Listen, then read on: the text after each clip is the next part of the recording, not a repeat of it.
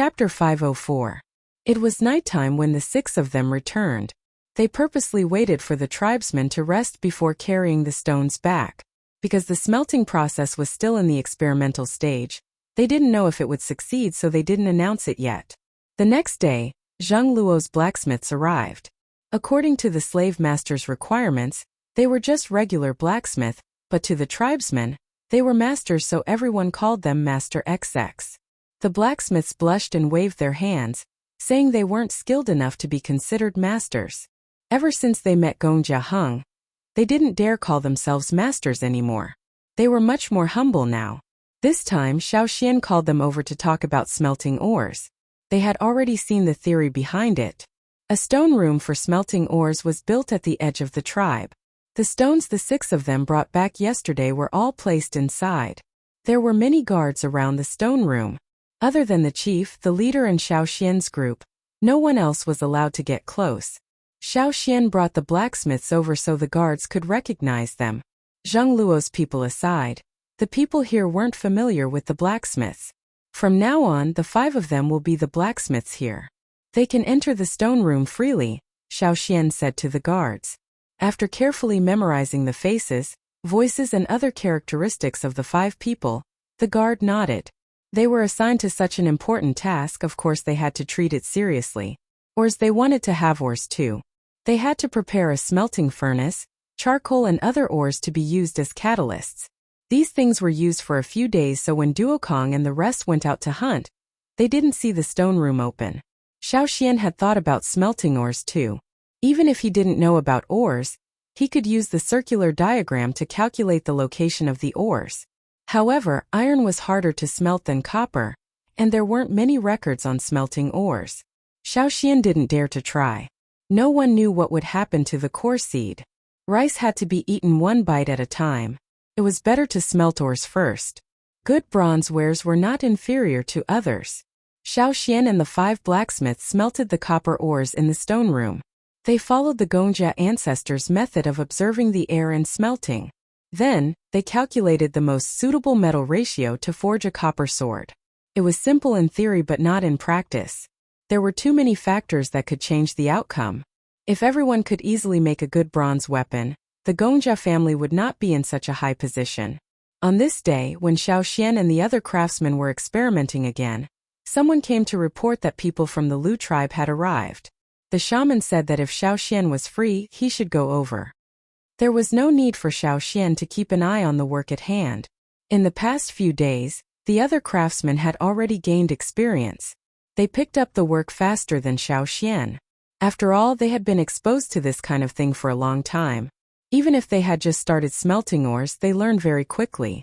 Xiaoxian was also relieved to leave the work to them. "All right, I'll be right there." Xiaoxian sent the messenger back first, then said a few words to the 5 craftsmen in the stone room. He came out to wash his face before heading over. The Lu and Yinjiao tribes had been trading. Every year, the Lu tribesmen would visit 2 to 3 times. Sometimes they were here to deliver baby beasts. Other times they were invited by the Yinjiao tribe to teach them. After a few exchanges, the relationship between both parties was considered harmonious. The person who led the team this time was Yanjiao, someone Xiaoxian knew. It had been a long time since they last met. Yanjiao had always thought that something had happened to Xiaoxian. When he heard that Xiaoxian had returned to the tribe, he especially wanted to talk to Xiaoxian. The Lu tribe could start trading with the Yinjiao tribe because of Xiaoxian. "Haha, Xiaoxian, long time no see." Yanjiao looked at Xiaoxian and laughed loudly. "Indeed, long time no see. How's your tribe?" Xiaoxian asked. "Not bad. We've been robbed a few times." Speaking of this, Yanjiao's smile faded. "The Wanshur people?" Xiaoxian asked. "Yes, other than the Wanshur people, there are also the slaves of the slave masters. But they only robbed us once." Yanjiao was depressed. In the past, there was only the Wanshur tribe here. After the incident in the desert, the slave masters came out and there was one more problem. Fortunately, the slave masters mainly focused on recuperation. They didn't jump out to make enemies. They were also worried that the other major tribes would target them and rob them of their last stock. Even so, Yanjiao and the others didn't dare to come here often. It wasn't easy to come to the Yinjiao tribe. The Lu tribe didn't bring many things each time they came here. The Yinjiao tribe didn't trade large amounts of adult animals from them anymore. But this time I didn't see anyone from the Wuxia tribe. What happened to them? Yinjiao asked. In the past, when they came here, they would always see some small groups of the Wuxia tribe. Today they didn't see any of them. Who knows what they're thinking? Xiao Xian shook his head. Right, I heard that your tribe has a lot of new people? Yinjiao asked the first key question of the day. Yes, they were separated from the previous tribe. Now they're back. Which tribe lost more than 4,000 people at once? Yinjiao thought Xiao Xian didn't want to answer, so he asked another question. What happened to your tribe a few days ago? Why do I feel that the fire seed of your tribe seems... Yinjiao didn't want to say the word, gone. After all, for the tribesmen, such words were like curses. It was very unfriendly. The fire seed of our tribe just changed a little. You noticed it too? Xiao Xian was surprised. The Lu tribe was still some distance away from them. Of course we noticed it. Not only us but other tribes also know that something happened to you. The Lu tribe was a nice tribe and they were close to Yinjiao. So after that day, people came to them one after another to inquire about what happened. Hearing Yinjiao's words, Xiao Xian guessed that some people couldn't wait and would come to them soon. Before, it was because of the conflicts between the other tribes and Yinjiao. But since it was related to the fire seed, those people might come shamelessly. If they came to them, what would they do about the fire seed? Yinjiao chatted with Xiao Xian for a long time before leaving. They were annoyed by the other tribes' questions, and they were curious, so they came here. They couldn't ask about the secrets of the other tribes. But Yinjiao could feel the difference in the Yinjiao tribe. The fire seed of Yinjiao seemed to be gone, but also seemed to be still there. It was just not obvious. Strange Yinjiao people. Fortunately, although the Lu tribesmen were curious, they weren't very curious. If they couldn't figure it out, they stopped thinking about it and went on with their lives. They never fought with others for anything. As long as it didn't harm the interests of the Lu tribe, they didn't care. After Yinjiao left with his people, Xiao Xian went to the two shamans to discuss the fire seed. They discussed how to answer if those people came to them. The Yinjiao tribe could close their doors and not see anyone. But those people wouldn't give up easily. They might even use all kinds of tricks. It wasn't that they were afraid of them, but they had to be prepared. They didn't want to panic when something happened. The tribe was big, and many things had to be arranged in advance.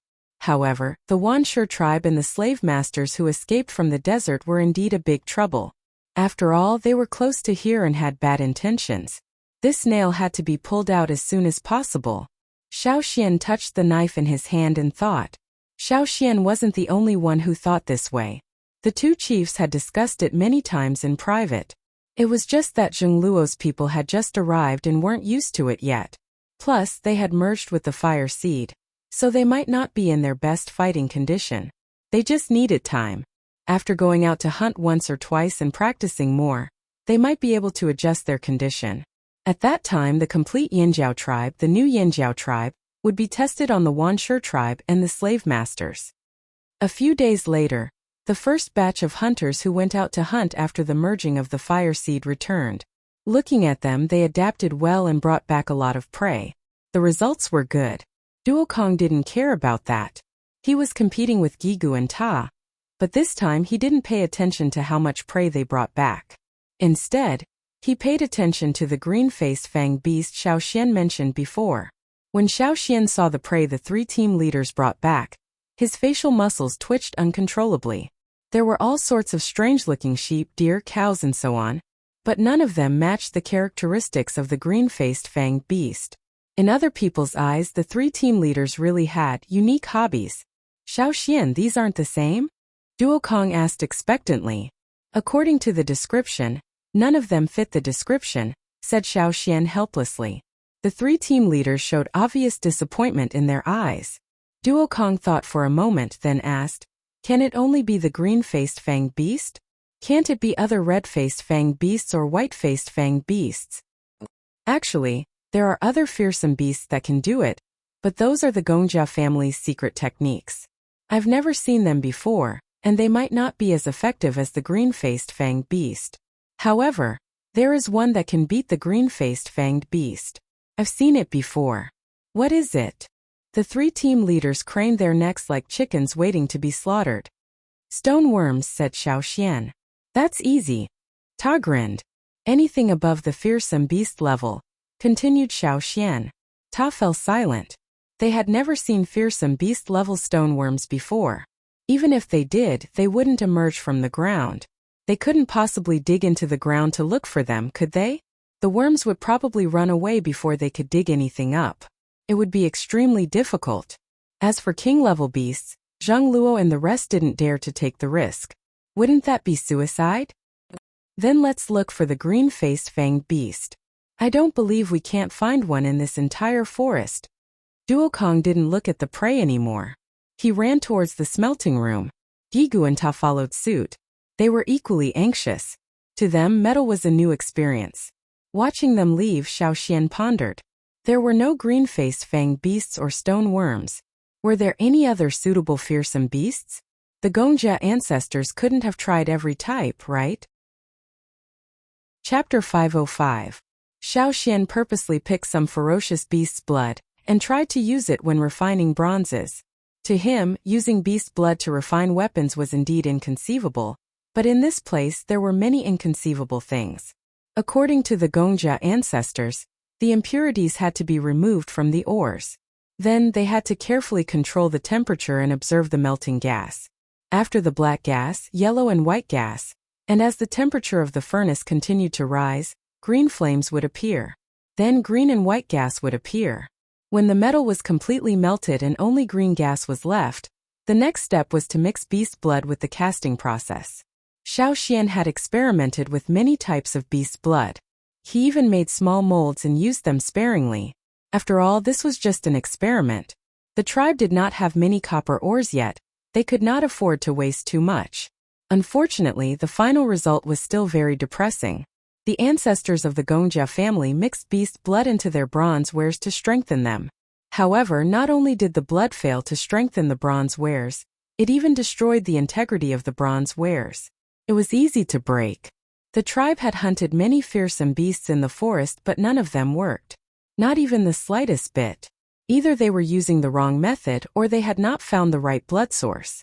Back then, the Gongjia ancestors had discovered the method of using blood to refine swords. It was extremely difficult, or perhaps they were extremely lucky. So, not all of them can be used. When Xiao Xian showed his results to the chiefs and team leaders, all 5 of them were disappointed. However, sometimes one could not be too demanding. To be able to obtain these copper ores and successfully refine weapons was already very exciting. One step at a time. While Xiao Xian and the chiefs were experimenting with beast blood, some unwelcome guests arrived. There were 15 of them. They were from the Mang tribe, 8 Limbs tribe and Feather tribe. These 3 tribes were considered the 3 largest tribes in the central region. Other than the Mang, 8 Limbs and Feather tribes, there were also the Thousand Masks and Longboat tribe in the central region, as well as the Hui tribe and Tianshan tribe in the grasslands. This was 7 of them. Although the Wanshi tribe was also listed as one of the 8 tribes, this was not true. If it were not for the many slave owners standing behind them, they would not have the status they had today. They would have been destroyed by the other big tribes. People from other small and medium-sized tribes were afraid of the Wanshi tribe. After all, the Wanshi tribe was known for its bad behavior. People could only feel lucky that the Wanshi tribe was not located in the central region where the tribes were the densest and the soil was the most fertile. Later, when Yin Jiao appeared, many people still had the idea of watching a good show. They wondered when the 2 tribes would fight, but they didn't expect that the 2 tribes would be in a deadlock until now. Many people were still discussing how Wanshi's people could endure until now. Was it because they didn't want to make a move? Or was it because they couldn't? The people of the Yinjiao tribe didn't know, nor were they interested in knowing. Xiao Xian knew the 3 leaders of the 3 tribes, Huang Yi of the Mang tribe, Qiugu of the 8 Limbs tribe, and Gu Ji of the Feather tribe. It was probably because these 3 people had been to the Yinjiao tribe before and still remembered this place, so they were allowed to come this time. As Xiao Xian expected, these 3 people first went to the Lu tribe and asked the people of the Lu tribe about what happened here. After Yan Zhou and the others of the Lu tribe returned, in order to get satisfactory results and not to return empty-handed, they could only come to the Yinjiao tribe again. In fact, when they went to the desert to find the Yanjiao people, they were just curious and thought it was no big deal to bring 3 people along. When they arrived at the desert, they completely ignored Xiaoxian and the others. Later, they didn't expect such a big change in the desert. When they ran, they didn't see Xiaoxian and the others, so they didn't look for them. Huang Yi left a letter and left the desert with the others. After that, Yanjiao and the 7 major tribes basically lost contact. Except for the Hui tribe who came twice because of the Cha-Cha, the other tribes never set foot in this place again. This time there was no other way. When they came near the fearsome beast forest, the people of the 3 major tribes also felt the difference. Other than the Wanshi tribe that Yanjiao told them didn't appear, they could also feel the difference in the Yanjiao tribe. When they came last time, although they could clearly feel the rejection of the Yanjiao fire seed, they were already used to it. The major tribes in the central region often interacted with each other, so after a long time they didn't think much of it. But it was different this time. The rejection of the fire seed was very small, or even non-existent, but they still felt uncomfortable all over. It was even worse than the last time they came. Is it really because of the fire seed? Huang Yi thought about what their shaman said. Was the fire seed of the Yanjiao tribe really gone? The 8-limbed Chogu, who always had a smile on his face, had a serious look on his face. There was no smile on his face at all. His narrowed eyes flashed with deep thought. It seems that the Yanjiao tribe has many secrets. I just don't know if they can reveal any of this secret. Gu Ji of the Feather tribe sighed. With the previous experience, they didn't let the birds that followed them run around. The group of 15 people came on the Feather tribe's birds. These birds were very uneasy when they arrived at the fearsome beast forest. If it weren't for the Feather tribe's people trying their best to calm them down, they would have flown away long ago. Birds that were used to other places in the central region might not be able to adapt to the atmosphere here. More importantly, the people hiding in the forest didn't like them. These birds could feel the other party's attitude. The patrolling soldiers received the order and reluctantly led these people into the tribe. In the past, they really wanted to interact with these people more, especially when they first came to the old haunt. They were curious about people and things, and wanted to get to know more people from other tribes. Unfortunately, these people didn't seem very enthusiastic. Plus, after what happened in the desert, the soldiers didn't smile at them. They were even on guard. This time, the 15 people who entered the Yanjiao tribe didn't have as much freedom as last time. They were watched along the way. They were led directly to the stone house where they would meet the guests. Although they couldn't see what the other places were like, Huang Yi and the others noticed that there were many more houses here. They were more densely packed, and the arrangement of the houses wasn't messy either. It was as if they had been specially planned. It didn't seem like a disaster had happened in the Yanjiao tribe. Most people were in a good mood. So, the speculation about a disaster in Yanjiao was dismissed first. Of course, this was secondary. Huang Yi and the others realized that what scared them the most was the feeling the Yanjiao warriors gave them. They felt like something was wrong, but they couldn't put their finger on it. After all, they weren't shamans and weren't sensitive to the changes in the fire seed. In addition to the 2 shamans, the 2 chiefs and 3 team leaders also came to meet these people. Xiaoxian also stopped what he was doing and walked into the house. Last time when the 2 sides had a meeting, Ta and Gigu were standing. But this time they were sitting down like duokong. There was no need to be polite to these people. Huang Yi and the others looked at the people sitting across the stone table. They had a good memory, but they didn't have any impression of the 3 extra people this time. This time we are also here to ask some questions. Huang Yi didn't intend to beat around the bush. He didn't like to beat around the bush. At the same time, he felt that the Yanjiao people shouldn't like this way of meeting, so he simply went straight to the point. A few days ago we noticed something unusual here, so we came to have a look. I wonder if you can tell us why? Sorry, we can't tell you, the shaman said dryly. The others didn't say anything. The silent atmosphere in the house became stagnant and stiff. One side wanted to inquire about something, while the other side was too lazy to say anything. Huang Ye's eyes swept over the Yanjiao people and finally looked at Xiaoxian. Xiaoxian sighed softly. Although Huang Yi wasn't very likable sometimes, during the trip to the desert, compared to the others, he treated the 3 Yanjiao people well. Everything is fine here. As for the rest, it's Yanjiao's business. You don't have to worry about it. This meant that they shouldn't ask any more questions. Even if they did, they wouldn't be able to get an answer. Qiugu's narrowed eyes were slightly curved, looking like a kind elder. I know because of what happened in the desert you are angry. This is indeed our fault, Qiugu said. If you know it's wrong, why didn't you come earlier? Where have you been for the past 2 years? Did you just focus on robbing the desert? Duokong crossed his legs and squinted at the 3 people over there. He didn't give them any face at all. Perhaps these people in the old haunt weren't good with words. In the past, they spent most of their time in an environment isolated from the rest of the world. Every day and night they faced their own people. Even if they had a conflict, they had a bottom line and a sense of propriety. Back and forth they would say the same things. They couldn't go too far, otherwise they would be scolded by the shaman. After coming to the old haunt, when they went out to trade, they had met many people, but it had become a habit. Every year they didn't have much time to go out, especially in the past 2 years. They basically stayed in the forest. The people in the old haunt were still the same, but Duokong and the others were different. When they were on the other side of the sea, they often quarreled with their neighbors, the Taiha tribe. They had a small quarrel every 3 days. When they were angry, they would expose each other's secrets. It was the same for other tribes. They were more casual and said whatever they wanted.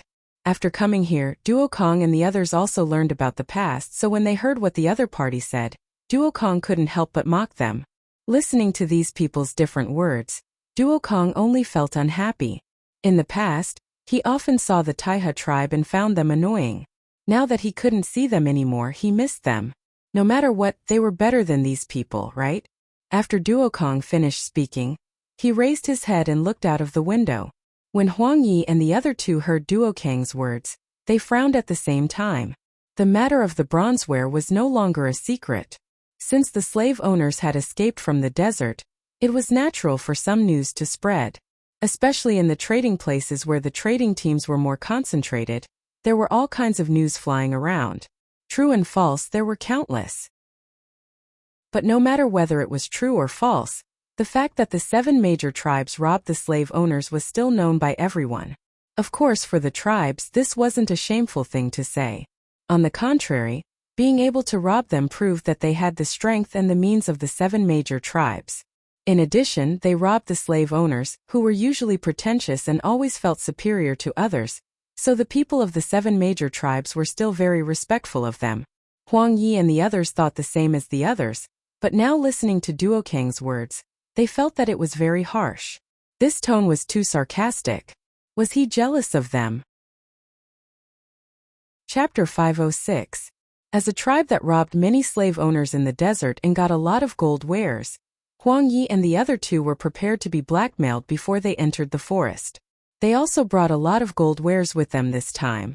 They thought that the Yanjiao people seldom went out of the forest and had limited knowledge, so they brought some inferior wares, most of which were bottles and pots, and few weapons. However, until now, Huang Yi and the other 2 didn't feel any sense of superiority. They even ignored the big wooden box they deliberately put on the open space next to them. They even left a gap in the wooden box, revealing a corner of the golden wares inside, which was very conspicuous under the light coming in from the window. However, these Yanjiao people didn't look at the box. Even if they saw it, they just glanced at it and then didn't look at it. Especially the man who spoke in a sarcastic tone just now. He even showed a contemptuous look when he looked at the box. Even when he glanced at them, the contempt didn't fade away. This made Huang Yi and the other 2 angry. When they were in other tribes, they had never been treated like this. Only these Yanjiao people could treat them like this. These Yanjiao people obviously wouldn't be persuaded by force or persuasion. If they didn't want to say anything, they wouldn't say anything no matter how they forced them. However, the secret of the fire seed was like a cat's paw, scratching their hearts from time to time. With the intention of giving it a try, Qiugu of the 8 Limbs tribe raised his hand and motioned the people standing behind him to open the box and take out the things inside. Maybe the box was placed at a bad angle so these Yanjiao people didn't see it clearly? Or maybe they didn't see it completely so they didn't know what was inside? Then let's broaden their horizons. When the box was open, the golden light reflected on the wall inside the room. Exquisite wares were placed on the table, such as wine bottles, flagons, small tripods, and so on. Some of them had inscriptions and animal patterns on them which looked really good. When Shogu and the other two snatched these wares, they looked at them for a long time. When they brought them to the Yinjiao tribe, they were quite reluctant to part with them. However, in order to find out more information from the Yinjiao tribe, they had to pay a little. When the other tribes took out these gold wares, those people stared straight at them and couldn't wait to stretch their necks to take a closer look. They also symbolically gave out some gold wares as small gifts to the small and medium-sized tribes that they had dealings with in order to win the hearts of the people. Shogu was very pleased with himself when he asked his men to display these items. You Yinjiao people have been holed up in this damned place all day long, so you've never seen anything like this before. However, Shogu soon discovered that things were not as he had imagined. The 8 Yinjiao men across the table looked at Shogu as if they were looking at an idiot. The smile on his face became more and more stiff. Duokong exhaled air from his nostrils and let out a strange laugh. The disdain in his eyes deepened. How could he show off such a small thing? It wasn't that Duokong looked down on them. There were very few gold wares here, and the tribesmen had even fewer. He knew this, so he didn't look down on them. He was angry that these people wanted to use these to open the Yinjiao people's mouths. These people must have gotten a lot of good things in the desert in the past 2 years. Knives, swords, spears, axes, armors, and the like. They must have gotten some, but what were these things on display? Things to eat, drink, and play with. Even when they were in the city, they wouldn't trade things for them. To them, these things were impractical. The slave masters could be extravagant, but they weren't to that extent. These things were just decorations. They couldn't be used to hunt or kill people, so what was the use of them? These people kept all the good things for themselves, and the things they displayed were all empty. Who were they trying to fool? Did they think that the Yinjiao people were as gullible as everyone else? The feather tribe's Guji, who had been sitting silently on the side, had been observing the Yinjiao people's expressions. When he saw the 8 Yinjiao people's expressions, his pupils suddenly shrank. These Yinjiao people didn't seem to be strangers to gold wares. Realizing that something was wrong, the 3 of them pondered over the reason and thought of a possibility at the same time. Could it be that those rumored people who came out of the desert were actually arranged there by the Yinjiao tribe? They just waited for the desert to become chaotic, and then robbed the slave masters of their belongings? They thought they were a bunch of barbarians, but they didn't expect them to be so scheming. Sure enough, they were wrong about this group of people. Huang Yi and the other 2 people's thoughts raced at the same time. Their thoughts were like a runaway camel, running all over the desert in the face of a storm. How many things did the Yinjiao people get from the desert? No, that wasn't the point. What had happened to the fire seed of the Yinjiao people? They always felt that the Yinjiao tribe seemed to have more and more secrets. At this time, the people from the 3 tribes were more or less regretful. If they had taken the time to come here, maybe they could have eased the tension between the 2 sides. Unfortunately, at that time all of their attention was on the desert. They had miscalculated. For a moment, the stone house fell into an awkward silence again. But Huang Yi and the other 2 people didn't achieve their goal, so they wouldn't give up so easily. Since these gold wares couldn't move people, they would change it. We were blind. We didn't know Yinjiao was also taking action. We made a fool of ourselves.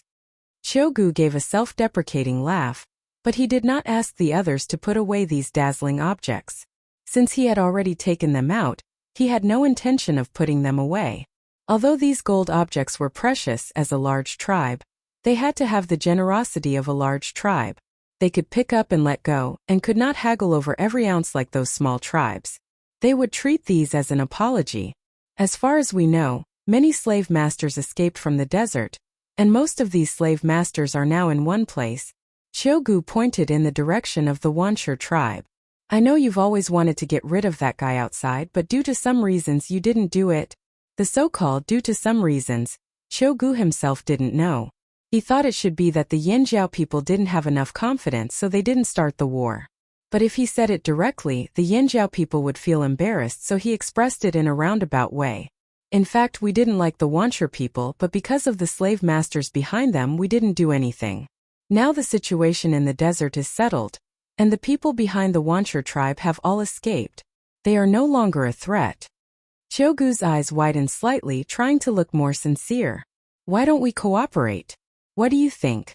That's right. Guji also said. The Feather Tribe is one of us. They also wanted to get rid of the Wancher tribe and the slave masters who escaped, but they didn't have the time. Now they could use the power of Yanjiao to get rid of that trouble, and also ease the relationship with Yanjiao. It was indeed a good idea. The Mang tribe is one of us, Huang Yi said. They talked excitedly, but the Yanjiao people didn't say anything. After the other side finished speaking and stopped, Ao said, "We appreciate the three of your good intentions. We'd better solve the problem of the Wancher tribe by ourselves." They didn't expect the Yanjiao people to refuse. Gu and the other two people didn't understand. Cooperation was a win-win situation. Why couldn't these people think it through? The Wancher tribe wasn't easy to deal with. Although the slave masters escaped, they still had power, especially the slaves in their hands. None of them were afraid of death. They had experienced it many times in the desert, so the Yanjiao people should understand. Why let their emotions affect their decisions? Stupid, short-sighted, ignorant. As soon as Ao finished, Zheng Luo said, "If you want to deal with the Wancher tribe, why don't we let you go first? I heard that the big tribes in the central region have good relations. It shouldn't be difficult to attack the Wancher tribe together." Zheng Luo's meaning was simple. If you can do it, then do it. If you can't, then don't talk nonsense. We'll do it. What's the point of giving so many reasons? Who didn't have an open mind? On the other side of the sea, Zheng Luo and the others often dealt with caravans, so they were smart. When Gu said this, he knew what he meant, so he wasn't in a good mood. You want to use us as weapons and you want us to be grateful? No way. You think we can't do it without you? Although the Yanjiao people here knew that cooperation would save them a lot of trouble, what would happen after this was over? These people would probably start blackmailing them. Besides, they weren't even fighting yet. Would the Yanjiao tribe dare to cooperate with these people? They didn't even have sincerity. How could they cooperate? They were far worse than the Taihe tribe. After Duokong, Zheng Luo's mind wandered as he thought of their good neighbor, the Taihe tribe. Gu and the others fell silent again. They had thought about it before, but they didn't plan to act immediately. Although they had gained a lot in the desert 2 years ago, the tribe had also suffered losses and needed time to recover. If it wasn't for the Yanjiao fire seed, they wouldn't have proposed cooperation to attack the Wancher tribe. Other than that, they weren't that determined to destroy the Wancher tribe. After all, the Wancher tribe's existence could keep Yanjiao in check. With them, Yanjiao wouldn't be able to dominate this region. If Yanjiao rose up, it would be a threat to them. Xiao Xian could guess what they were thinking, but he knew Yanjiao's character. This time, Yanjiao really did plan to go it alone. They would use the Wancher tribe as their first test after the merger. In a place like this, if you wanted to gain status, you had to fight for it. This was the most primitive rule. Xiao Xian was willing to bet that if Yanjiao agreed to cooperate today, even if the Wancher tribe was destroyed, people would say that Yanjiao had borrowed the glory of the other tribes. If that happened, the shaman would vomit blood. To the Yanjiao people, lost glory had to be won back by themselves. Borrowing the strength of others wasn't considered a success. This was what the Yanjiao people insisted on. If they wanted Yanjiao to return to its peak, the Wancher tribe was undoubtedly a good stepping stone. Only one person could stand on this stepping stone. It could only be Yanjiao. Our tribe has its own arrangements for the Wancher tribe. You don't have to worry about it, Xiao Xian said. Gu and the other two still didn't give up. They tried their best to persuade Yanjiao, but Yanjiao's attitude was still stiff. When they were asked to leave the forest, Gu and the other two were still puzzled. Why were the Yanjiao people so stubborn? Do you think Yanjiao people really want to go to war with the Wancher tribe? Gu asked the other two. It's hard to say. Although the Yanjiao people's attitude seems obvious, who knows what their real intention is? Guji had already labeled the Yanjiao people as super scheming. Let's wait and see. If they really have such an idea, the war won't be far away, Huang Yi said in a low voice. Yanjiao people were as stubborn as ever. It was really a headache. Chapter 507. To the three tribes, the Yanjiao tribe's answer could be summed up in one sentence. It's none of your business. The Yanjiao tribe's fire seed was abnormal? That's Yanjiao's business. What does it have to do with you? Will they attack the Wancher tribe? That's Yinjiao's business, what does it have to do with you? It had to be said that the three tribes felt a headache in the face of Yinjiao's attitude. They felt powerless and didn't know where to start. The Yinjiao people didn't even look at gold weapons. Fire seed? They all kept their mouths shut. Conflict with the Wuxia tribe?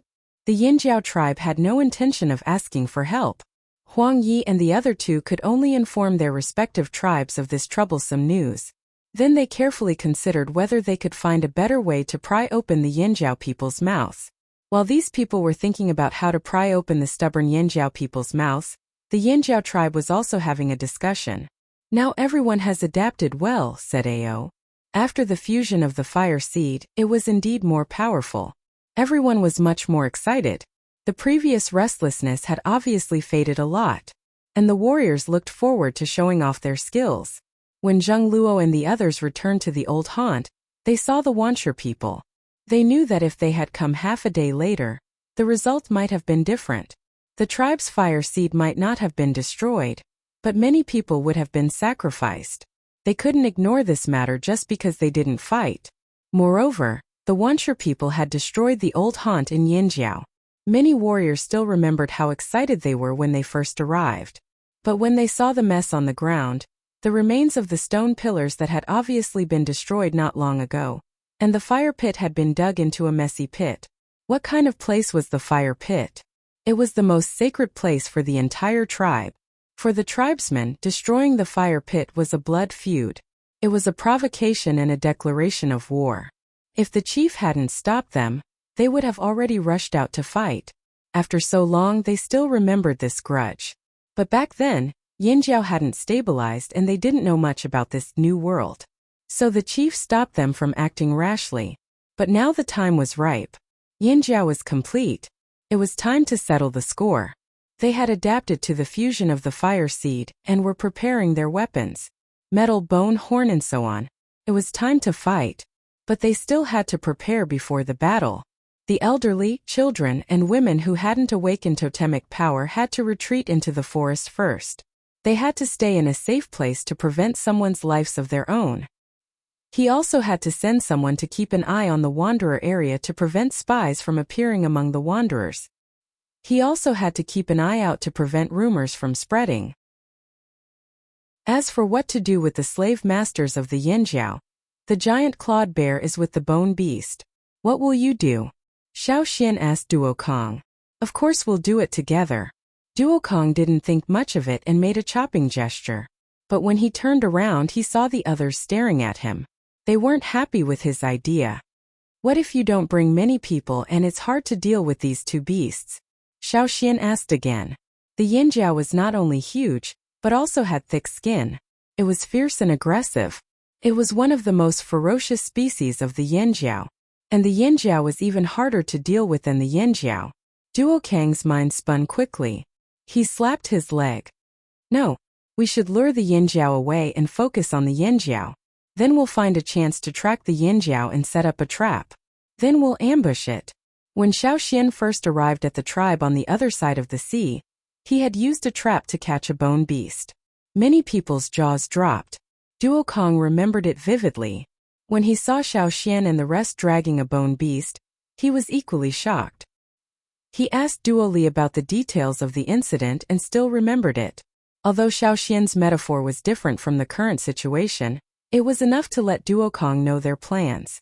When Xiao Xian and Zheng Luo returned to the old haunt, they met the Wuxia people and slave masters outside the fearsome beast forest. They knew then that the Wuxia people and slave masters were not harmonious. There were conflicts everywhere. The Yinjiao tribe was not afraid of the Wuxia and slave masters who escaped the desert. But if they could reduce their casualties, why not?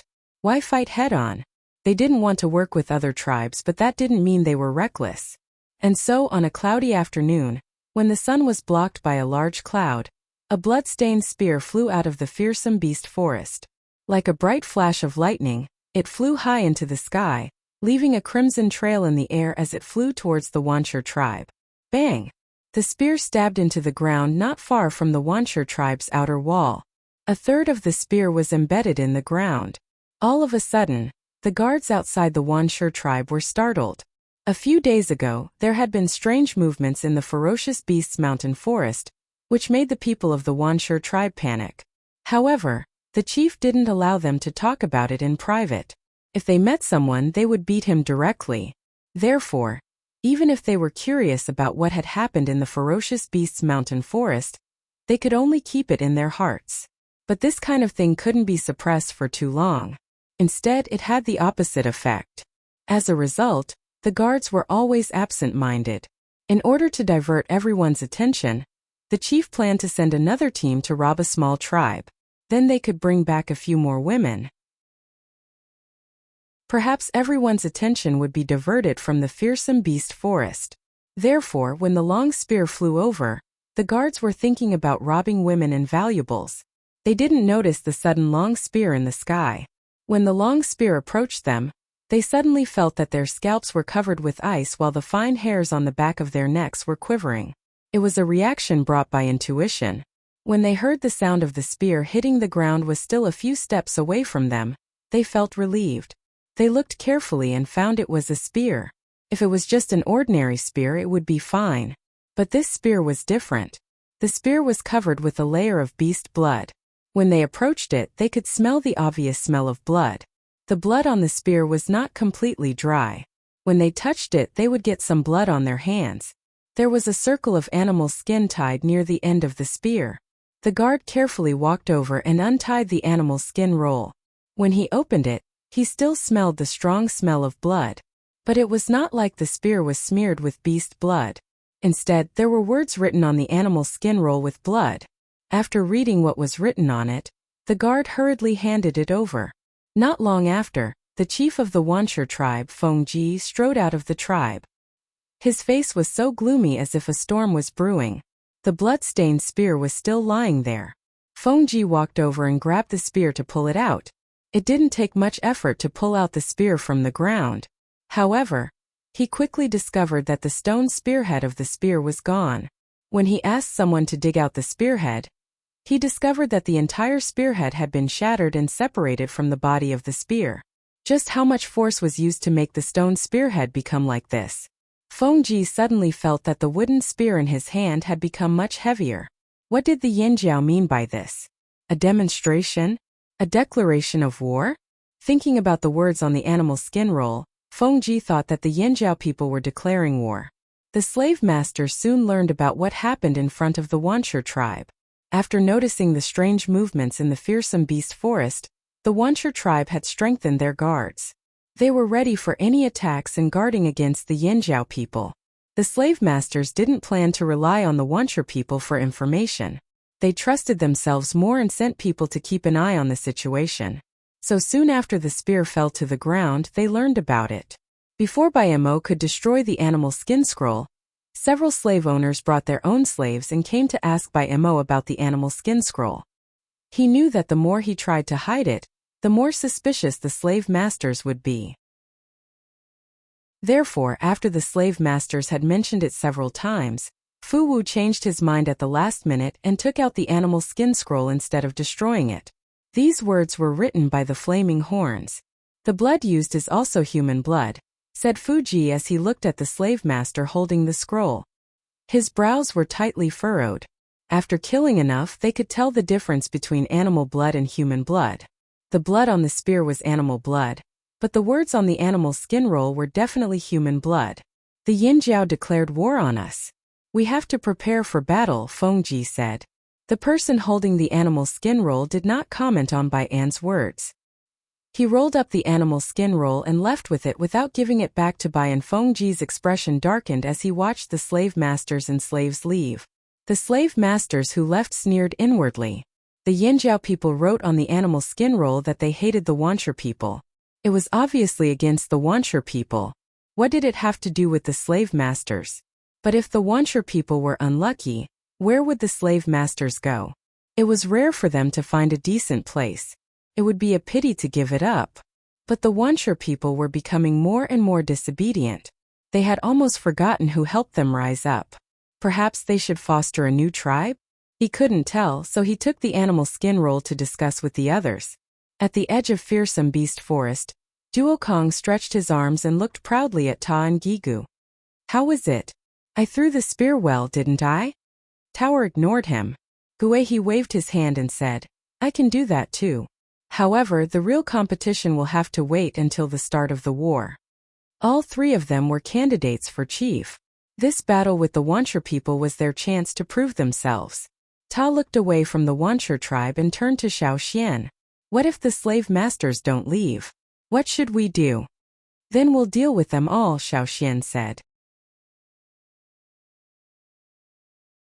Chapter 508. Xiao Xian and the others just wanted to test the slave masters hiding in the Wanchur tribe. If there were conflicts between the slave masters or disagreements with the Wanchur tribe, it would be a good thing for Yanjiao. As long as they didn't band together, it would be beneficial for Yanjiao. Now there were more than one slave master in the Wanchur tribe.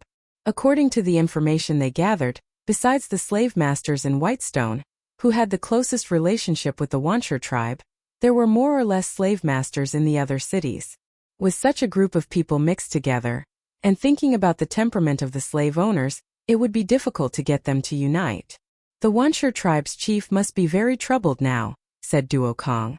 No matter what they do, no matter how they react in the end, we have to fight this war, said Ta, staring fiercely in the direction of the Wanchur tribe. That's right, just like Xian said, we can just plan together, said Gigu. Gigu was about to ask Xiao Xian some more questions when he saw Xiao Xian staring in one direction. He didn't say anything and just observed what was there. Duokong and Ta didn't say anything when they saw this. With their abilities, they could naturally sense that there was something approaching them from the bushes in the forest. However, judging from the movements in the bushes and what they felt, the approaching thing wasn't a threat, so they didn't pay much attention to it. In the forest on the left, there was a rustling sound in the bushes. The sound was getting closer and closer, and they could clearly see the grass shaking. Through the dense bushes, although they could only see a little bit of beast fur through the narrow gaps between the bushes, they knew what it was. It was a wild rat often seen in the forest. It was small, fast and agile, but because it was too small, it wasn't a fearsome beast and it didn't have much meat. For creatures like this that lived at the bottom of the food chain, unless life was really difficult, they would usually set traps around the fields to prevent them from damaging the crops. Usually, tribesmen wouldn't bother with rats like this, especially after they came to the old haunt. Their lives were much better, and now they just ignored rats when they saw them. The forest was so big and there were so many rats like this. Duokong and the others didn't care about this seemingly ordinary rat. Just as they were about to look away, they saw Xiao Xian quickly pull out a spear dart from the animal belt tied around his waist. Without any hesitation, he threw his arm. The stone spear dart was like a cold gray light, shooting towards that direction with murderous intent. Puff! The sound of a sharp weapon piercing through flesh and nailing to the ground could be heard from the bushes. Following that, a trace of blood qi diffused out. Xiao Xian walked over and picked up a brown rat that was smaller than a fist from the bushes. This rat was still alive. Xiao Xian held the spear dart's handle and looked at the rat that was still struggling. A fierce red light flashed in the rat's wide eyes, then dimmed as if covered by a layer of haze. The rat's struggling body stopped moving. What, are you interested in this little thing? Duokong smiled. It's not delicious. However, when he saw Xiao Xian frown as he stared at the dead rat, Duokang's smile disappeared. What's wrong? Ta and Gigu also knew that Xiao Xian wouldn't be so bored as to hunt a rat that could be found everywhere in the forest, so they quickly walked up and looked at the rat carefully. They didn't find anything strange. I feel like its aura is familiar, said Xiao Xian. He had never seen this wild rat before, but for a moment he suddenly had a feeling that he was being watched. That was not something an ordinary wild rat could have. You've seen it before? Asked Duokong. He wasn't as face-blind as Guang Yi, but when it came to rats that were often seen, he felt like they all looked the same. How did Xiao Xian recognize it? Could it be that he could smell like a wild animal? Xiao Xian shook his head. I haven't seen it before, but the feeling it gives me is very similar to the sand ants I saw in the desert in the Beast City. When Xiao Xian mentioned Beast City, the three team leaders immediately became serious. Slave Master, asked Gigu. They were wary of the slave masters, especially after hearing about the completely different situation on the other side of the sea. The slave masters were far more powerful than they thought. Although the tribesmen didn't have any good feelings towards the slave masters because of those people in the desert, they had to admit that the slave masters' strength naturally had their own reasons. Some things were really admirable. Therefore, there was no room for carelessness when it came to the slave masters, even more so than the Wuxia tribe. It could be the slave masters who escaped from the desert, or it could be the Wuxia people. Xiao Xian told them about what he encountered in Beast City. At that time when he, Lei and Tua followed the people of Lua City to Beast City, they once saw a few sand ants in a room. At that time, several sand ants were dismembered by Sapphire and wrapped in dung balls. Xiao Xian didn't study it carefully. He just thought it was strange why there were sand ants there. Later he couldn't find the reason and just let it go. However, now here Xiao Xian found a feeling similar to the sand ants. There was something wrong with this wild rat. Recently everyone should be on guard, Xiao Xian said after thinking about it. Let the tribes be busy. Xiao Xian didn't know how many such wild rats there were, nor did he know if there were other beasts besides these wild rats. At such a critical time it was always good to be on guard. If people couldn't feel the strangeness of those beasts, then let the beasts do it. The three team leaders nodded again and again. They didn't think of this because they hadn't encountered it before, so they didn't know there was such a method. If Xiao Xian hadn't reminded them, maybe the Wuxia tribe would have known about it. When the wild rat was nailed to death by Xiao Xian, the Wuxia tribe, in a large stone house near the center of the tribe, a man sitting cross-legged on a piece of animal skin spat out a mouthful of blood. The blood dripped from his mouth onto the bone ornament around his neck that was carved into various skulls. At this moment his face was pale and his muscles twitched. His eyes were fierce and filled with undisguised anger. His twisted face looked even more ferocious. How is it? The chief of the Wuxia tribe, Feng Wu, asked hurriedly. One was nailed to death. The young Wuxia shaman breathed heavily. This feeling of being out of control was very unpleasant. He recalled what happened in the desert. He still remembered that time. In order to curry favor with the young lord of Whitestone City, he took out the sand ants that he had painstakingly raised and guided them to do something. But he did not expect that not a single one of those sand ants could come back. In the end, not only did they fail to satisfy the young master of the Baishur tribe, but they also suffered great losses. He hadn't completely swallowed his anger, and now it happened again. Before he lost all connection with the sand ants, he had seen a ball of fire, but it was blurry. There seemed to be a horn in the fire, but he didn't know what it was. Later he had various guesses, but he couldn't be sure. Now, he finally knew what that ball of fire represented. It was a yin jiao. This time, before he lost connection with the wild rat, he saw the ball of fire again. It was very clear and very large, much larger and clearer than the one the sand ants saw last time. He saw something that looked like two horns in the fire. That was the yin jiao totem. And the person who nailed the wild rat he sent out was a yin jiao. It was always a yin jiao. The yin jiao were simply evil. The chief of the Wuxia tribe, Feng Wu, heard the result and cursed angrily. Of course, he wasn't cursing the Wuxia shaman. He was cursing the yin jiao. But while he was cursing the yin jiao, he was also cursing the Wuxia shaman as trash in his mind. 2 years ago, when the young shaman came back from the desert, he was extremely arrogant. He always thought that he was so arrogant that he didn't even take the leader seriously.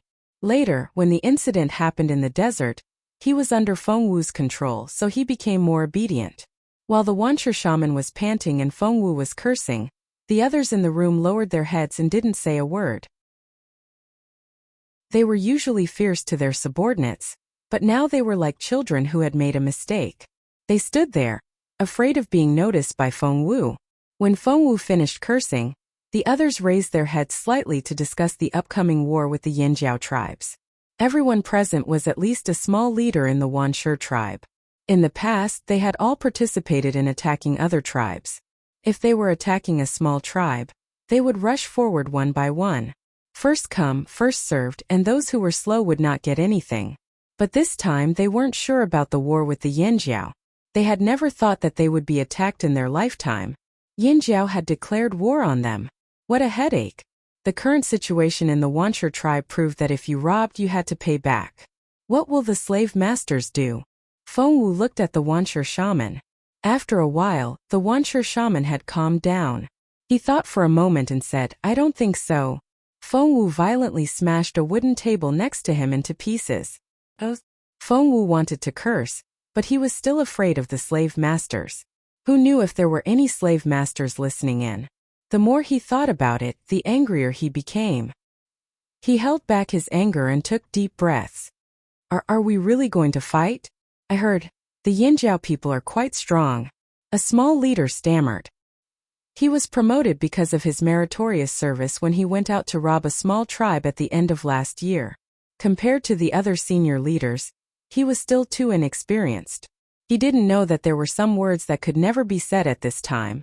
Sure enough, as soon as the small leader finished speaking, he suddenly felt his vision blur. A strong murderous aura hit him so hard his legs went weak. He didn't even have a chance to beg for mercy. Feng Wu appeared in front of the small leader like a shadow. He raised his arm, hiding a terrible power under the bulging muscles. When he clenched his fist and rushed out, it was like a shot of a cannonball. The sound of it breaking through the air was like a ferocious poisonous snake, releasing its deadly murderous intent. The fist that rushed out smashed heavily into the chest of the subleader who had just spoken. The powerful impact and the power of this punch directly caused the subleader's back to explode. Blood and pieces of flesh spurted out behind him. When he pulled back his arm, Feng Wu was still holding a lump of flesh in his hand. It was the heart. The small leader didn't see the hole in his body. He didn't even have time to hide the fear on his face. He fell down with a thump. The other leaders in the room seemed to have expected this scene. They didn't look at it. They just shivered and lowered their heads in silence. The room was filled with the thick smell of blood, making the atmosphere more stagnant. Feng Wu shook off the blood and pieces of flesh in his hand. He didn't even look at the man on the ground. He said in a low voice, "Do you think I'm afraid of the Yinjiao? They're nothing. If we can dig their fire pit once, we can do it again." These words were for the others and also for himself. The Wuxia shaman sat on the thick animal skin. He didn't speak, but when he lowered his head, his eyes flashed with disapproval. He didn't take the Yinjiao seriously before, but now he felt more and more uneasy, especially the strange situation in the ferocious beast mountain forest a few days ago. He had been worried until now. However, he didn't feel any threat of life or death. The fire seed in the fire pit had grown bigger and looked more vigorous these days. As long as the fire seed was there, it could save his life. On the other side of the Wuxia tribe, the stone houses built were different from the original style of the Wuxia tribe. There were no drawings of the Wuxia tribe. This was the place of the slave owners. After they came to the Wuxia tribe, they drew out such a place. As for whether the chief of the Wuxia tribe agreed or not, how could the chief of the Wuxia tribe not agree? Without the support of the slave owners, how could the Wuxia tribe reach where it was today? At this time, in one of the stone houses, several slave owners gathered together to discuss. In front of them there was a roll of animal skin. It was the same one that the Yinjiao tribe had tied to the spear and thrown out. "What do you think? Have you made up your mind?" An older slave owner asked. "Do you still need to think? It's not a good time to fight recklessly," a young slave owner said, lying on a chair. Although he didn't look old, there was a bit of momentum in his words, which showed that he used to be in a good position in the desert. On his clothes there was the symbol of the Skywheel City in the desert. Next to him, a fat slave owner of the same age hugged a female slave and quickly said, Yes, it's not a good time to fight. If the Wuxia tribe wants to fight, let them fight. We don't have to fight. Besides, the Yinjiao people hate the Wuxia tribe. This roll of animal skin shows that the Yinjiao people don't want to fight with us." The expressions of the other people in the house changed. They quickly exchanged glances to test each other's opinions, but didn't want to show their thoughts at this time. The former young master of the White Stone City glanced at the people in the house.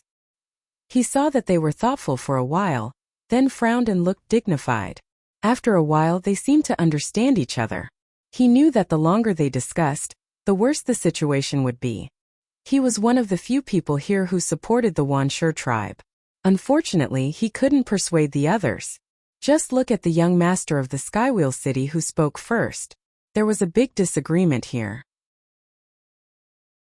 Some people felt that if the Wuxia tribe suffered, They, the slave owners, would not get any benefits. Supporting the Wuxia tribe was supporting themselves. But some people also felt that the Wuxia tribe was out of control.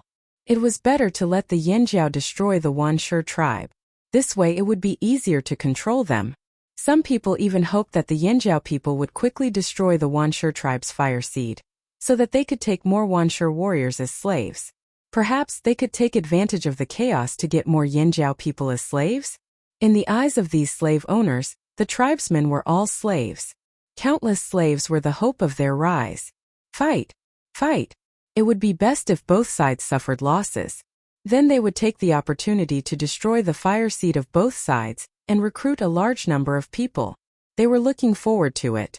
Several slave owners were secretly calculating the abacus. Chapter 509. The Yanjiao people had no idea that the slave masters were plotting against them. Even if they did, they would laugh at them. What a bunch of idiots! If the fire seed was still concentrated in the fire pit, the slave masters might have had some hope. After all, it was the source of power for a tribe. However, the Yanjiao fire seed had long been integrated into every Yanjiao person. Even though the Wuxia people and the slave masters could sense the change in the Yanjiao fire seed, they never thought that it was the fusion of the fire seed, because such a thing had never happened here before. Not every slave master knew some secrets. That was why the slave masters who escaped the desert and hid in the Wuxia tribe didn't know much about the fire seed. This led them to have a misconception. They kept this misconception, thinking that as long as the fire seed was gone, it would be time for the slave masters to rise again. Many of them even thought about going back to the desert and taking revenge on the people of Rock Hill City. The slave masters were scheming. The Wuxia people were preparing for war. In the fearsome beast forest, the Yanjiao people had already begun a large-scale adjustment. Those who couldn't participate in the battle retreated to their original hiding spot. The terrain there was easy to defend and difficult to attack. If there were any changes, they could deal with it for a while. The wanderers had other places to settle down. When Xiao Xian returned to the tribe from the edge of the forest, he saw a group of warriors chatting together. They had just finished their training and were standing there in high spirits. This time we're going to drive the Wuxia tribe out of here. We won't leave any land outside the forest for them. We'll take it all and farm it. That's right. They destroyed our fire pond before. Let's dig up their fire ponds as well. Yes, dig it up. These were the people who saw the mess when they returned to the old haunt. They were all excited when they talked about it. They wanted to kill all the Wuxia people. Every tribe had a bottom line. Anyone who crossed that line would be provoked and declared war. This battle had been delayed for a long time. Now it was finally here. Ferocious beasts were driven away by fighting, not persuasion. To the Flaming Horn tribesmen, the Wuxia tribesmen were ferocious beasts lurking around their nest, ready to bite them at any moment.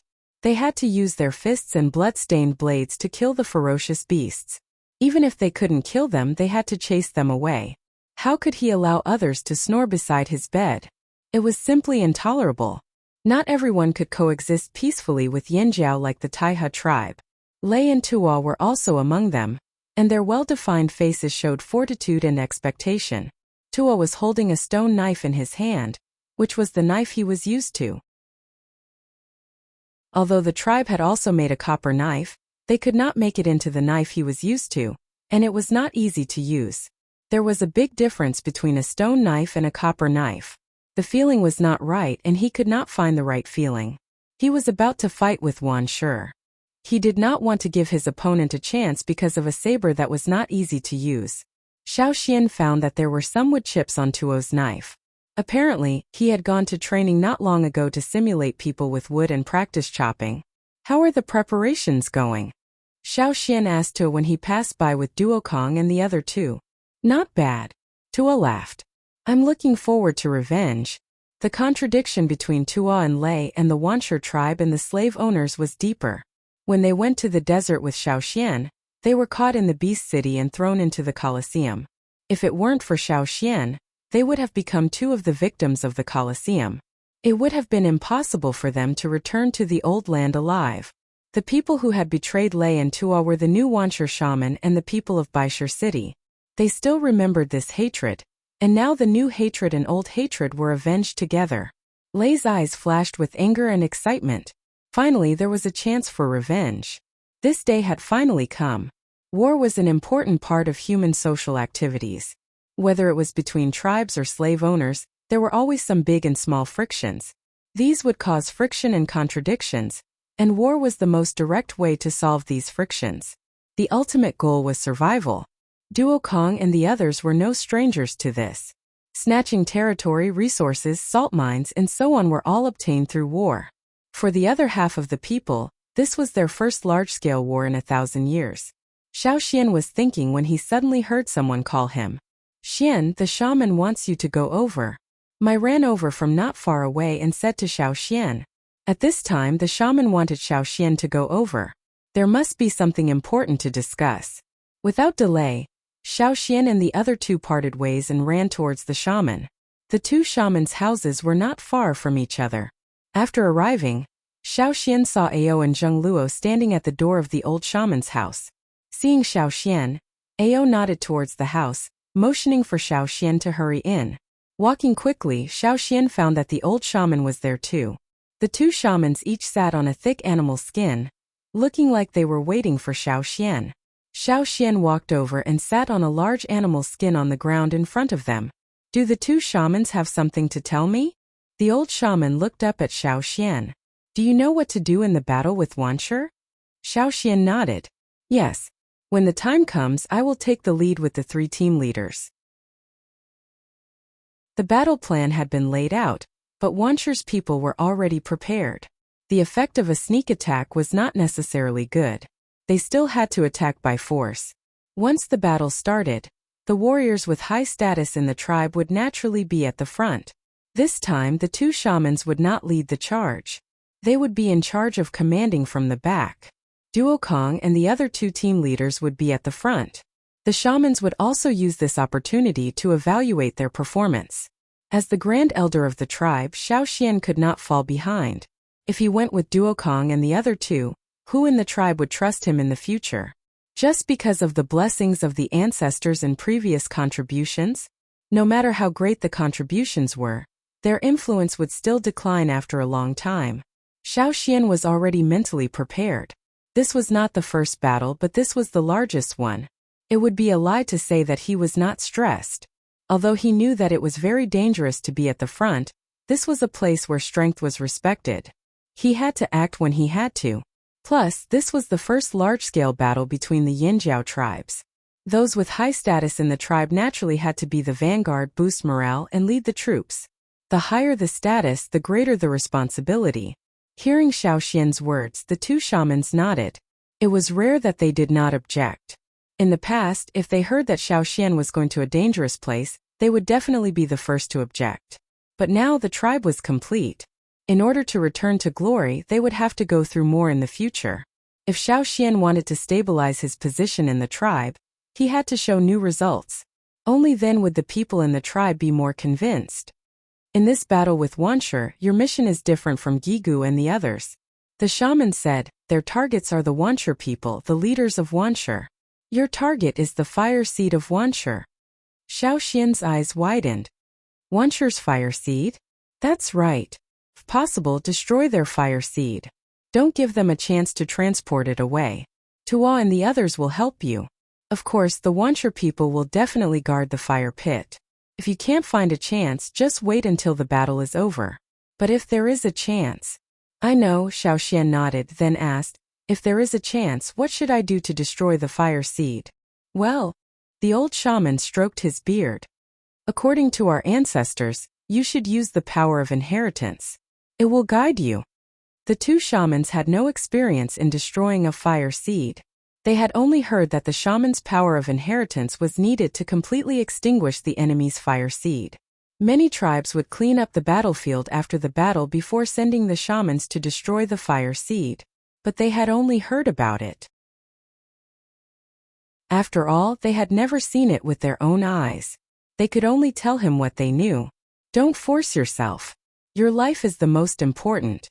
At worst, when the battle is over and we've cleaned up most of the Wuxia people, we'll go personally, said the shaman. Yes, I know. Don't worry, Xiaoxian said solemnly. The two shamans' hearts thumped at the same time. They felt more and more uneasy. At this time, they suddenly regretted telling Xiaoxian these things. Before Xiaoxian left, they repeatedly told him, "Don't force yourself. Do what you can." The people in the tribe had almost been transferred. When Xiaoxian returned from the shaman's place, Caesar was carrying a big bag. He was helping Old Ku and the people around to transport things.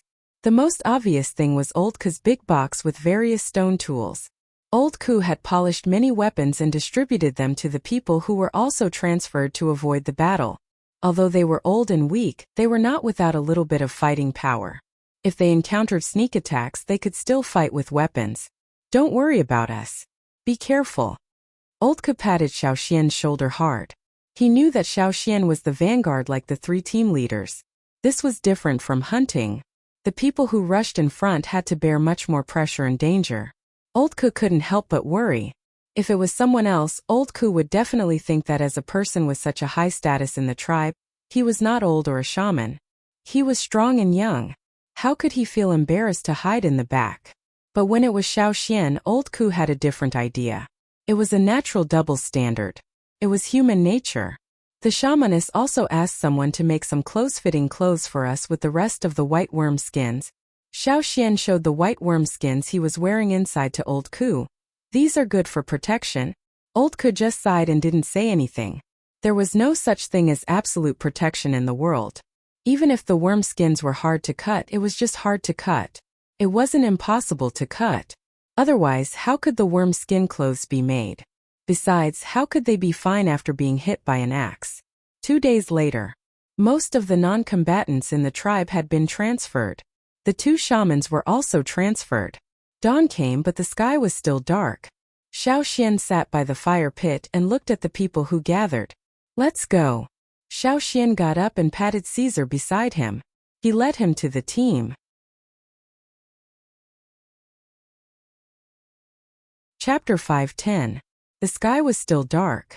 At this time, Wuxia's guards had not changed shifts. Those who had been on duty all night were tired. Those who changed shifts might not have woken up yet. The birds that the slave masters raised to patrol in the sky were not active either. When Xiaoxian and the others arrived at the edge of the forest, the sky above was already dimly lit. The birds that usually woke up early were ready to chirp. Ao looked at Zheng Luo. Seeing Zheng Luo nod, he raised his hand and the people in the forest rushed out. They were very fast, but their movements were very light. For a moment, only the rustling of clothes and leaves could be heard. The team quickly approached the Wuxia tribe. Wuxia's guards weren't idiots either. Ever since the flaming horn's fire seed mutated in the forest, they had been on alert. Although they were exhausted after a night of guarding, it was impossible that they didn't notice the flaming horn's approach. Enemy attack. A loud shout disturbed the quiet atmosphere in the Wuxia tribe. A sharp bone whistle pierced the silence of dawn. The surroundings were filled with killing intent. Yinjiao's troops were still some distance away from Wuxia's outskirts. But when Wuxia's troops moved, Yinjiao's troops moved too. Inside Wuxia's camp, torches were lit one by one. Although it was already dawn, the sky was still dark. Those with poor eyesight could not see clearly. Plus, they were in a hurry.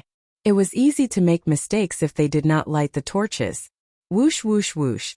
The sound of something tearing through the air resounded in the sky. It was as if a sharp arrow was piercing through the air at high speed. Those with quick reflexes had already raised bone shields in front of them. The sound came from above. Yinjiao's troops were not very close, so the chances of them being shot were low. But soon they realized something was wrong. As the sound of the arrows piercing through the air got closer and closer, some people carefully tilted their heads and looked up at the sky. Under the hazy light in the sky, a dense number of arrows were shuttling back and forth, but those arrows seemed to be a little too big. Bang! Bang! Bang! Crack! The sound of arrows falling like raindrops. The person holding the shield only felt that the moment the shield was hit, the strong impact made his hand go numb. When he looked at the arrow on the ground next to him, his eyes immediately widened. What kind of arrow was that? It was clearly a spear. It was similar to the long spear that was stuck at the door that day. It had a wooden handle and a stone spearhead. The handle was thick and the spearhead was very sharp. Most of the stone spearheads that hit the shield were shattered by the strong impact, leaving only the wooden shaft. This startled the people of Wuxia. If it were just a few dozen or 100 of these spears, it would be fine. But in the previous round, there were thousands of them. The people of Wuxia had never seen any tribe use spears as arrows. This arrow was too big. It was probably only the Yinjiao people who took it for granted. After all, the Yinjiao people were strong. After that, the second wave of spears descended. This time the people of Wuxia all picked up their shields. Some hid behind the stone walls or other objects to avoid this round of spears. When the spears were thrown, the people in front of the Yinjiao team did not stop. After the second wave of spears, the people in front of them followed closely behind. By now, the outer walls of the Wuxia tribe could be seen clearly. The moment the second wave of spears was thrown, Xiaoxian knew it was time for him to move. Go! Xiaoxian rushed out in large strides. He ran quickly, then jumped up and landed on Tuo's sword in front of him. Tuo's strong hand grasped the hilt of the sword. Then he waved the sword violently, using the force of the sword to send Xiaoxian flying. Duokong, Gigu, and Ta did the same thing as Xiaoxian. For figures like 4 goshawks rushed out from the group, wanting to soar into the clouds. As the 4 figures left, the team burst into cheers. Xiaoxian felt the cool dawn wind blowing in his face. He could smell the moist water vapor and the smell of mud in the cool wind. He could feel the strong murderous intent and desire to fight from the team below. It seemed to have spread to every corner. The team was like before when they were hunting. However, when they were hunting, they did not have such a strong aura. After all, when hunting, they often had to control their aura. But now, on the battlefield, their aura was completely released. Xiaoxian had never felt such a strong murderous intent from the people of the tribe. It was filled with blood and desire to fight that could not be ignored. It seemed that every pore of their body was erupting with this murderous intent. Every one of them was no longer a hunter in the forest. At this moment, the murderous intent that had been suppressed in their bodies erupted like a volcano. Thousands of murderous intents twisted together, like a wave of blood and savagery. It rose to an unprecedented height and slammed towards the Wuxia tribe. The totemic power in Xiaoxian's body seemed to have sensed the information released from the surroundings, instantly spreading throughout his body. The dark purple totemic patterns were not obvious under the dim sky, but they were even more dangerous. The Wuxia tribe was getting closer and closer. Xiaoxian flew over the outer wall of the Wuxia tribe. He pulled out his sword and blocked an arrow. Then he crashed into a man holding a shield. Crack! There was the sound of bones breaking. The man below did not even have the chance to scream. His body seemed to have lost its support. He fell to the ground dead. The man holding the shield probably did not expect someone to fall from the sky and trample him to death. Xiaoxian's sudden appearance stunned the surrounding Wuxia people. There were at least a dozen people hiding from the rain of spears. They did not expect someone to jump from the sky. They probably did not expect to encounter such a crazy thing. Although they were surprised, they quickly adjusted and charged towards Xiaoxian with their weapons. Xiaoxian's back shot out like a bow. He swung his sword forward with the ferocity of the Yinjiao people. It was as if he was going to split the mountains and rivers. His bold and fierce aura suppressed the surrounding people, and the surrounding people who were raising their swords paused slightly. Clang!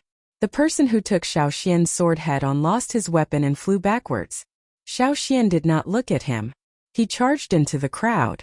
In an instant, Xiaoxian's entire body seemed to have transformed into a storm, sweeping across the battlefield. His sword flashed like an electric current, and his kicks were like a gust of wind. He used both his hands and feet, and the sound of air being cut rang out. Every strike seemed to have the force of 1,000 kilograms, and his power was like a hurricane. Every strike of his sword would cut down someone, and every kick would kick someone out of the battlefield. The sounds of metal against metal, metal against stone, fists and feet colliding with flesh rang out incessantly. Every sound was enough to shake one's soul. Xiaoxian could not count how many people he had. He did not have the time. He could not be distracted. All his energy was focused on this battle. Facing the torrential rain of swords, fists, and kicks, Xiaoxian was immersed in a subtle state. All of his senses were heightened. and he could even clearly feel the movements of the opponent's blade as it passed by him. He could feel the opponent's fierce eyes revealing what he was going to do next, and he could feel where the opponent's blade was going to cut him. The more he fought, the more Xiao Xian felt like he was facing the sea wall again. It was just like when he led the tribesmen on the stone path in the sea. At that time he mostly relied on the strength of his ancestors. But now, his ancestors could not help him much. He was fighting with his own strength. Here survival was like this. If you did not break through the obstacles in front of you, you would be suppressed. Behind the peace there was always blood and slaughter. This was the most primitive rule. After being in the tribe for so many years, Xiao Xian had gradually integrated into this large group. He was one with Yanjiao. He wasn't alone. He had many companions behind him. He came to fight not only for himself, but also for the people who had been placed in the shelter. He also came for the glory of the Flaming Horn tribe that had passed away. I'm from the Flaming Horn tribe. I fight for the tribe. The excited factor in his blood seemed to have been stimulated, rapidly increasing. In his mind, the totem flames were raging, and the totem patterns on his body were like growing vines, becoming denser. If one looked carefully, one could see that under the deep purplish-black patterns, there were different shades of purplish-red flowing. The surrounding Wanshur warriors stared at Xiao Xian in shock. He was surrounded, but he did not seem weak at all. He had the courage to fight alone. Every strike was fierce and powerful, but this person was like a fish. He dodged the endless swords and punches without fear. After Xiao Xian, other Yanjiao people arrived. They were sent over the wall in the same way as Xiao Xian and joined the battle. The wall was high and could block a lot of trouble. But the Wanshur people probably did not expect the Yanjiao to throw people over. The smell of blood and slaughter quickly spread. Blood dyed the dawn red. And the wind that blew by also carried a murderous aura that made people tremble. The surrounding creatures all stayed away as if they were fleeing for their lives. They wanted to get out of this place. When the Yanjiao attacked, the Wanshur leaders and leaders came out one after another. Knowing that the Yanjiao would attack, Fuji was not surprised. But seeing the situation now, he could not help but feel angry. When he took over as leader, only the Wanshur people attacked others. They had never been attacked. Bai Xiu, the leader of the Wanshur army, was standing on a high ground. He opened his eyes wide and looked around. He saw everything and his eyes flashed with a cold light. Then he roared, "Kill them!" Before his voice faded, Fuji had already jumped down from the high ground. After a few leaps, he rushed toward the battlefield. The wind was like thunder, like the beating of war drums. Behind Fuji, the others also joined the battle. Two tribes, two different forces. Neither side backed down. Like two ocean currents, they crashed into each other, creating countless whirlpools. Even the wind was messed up.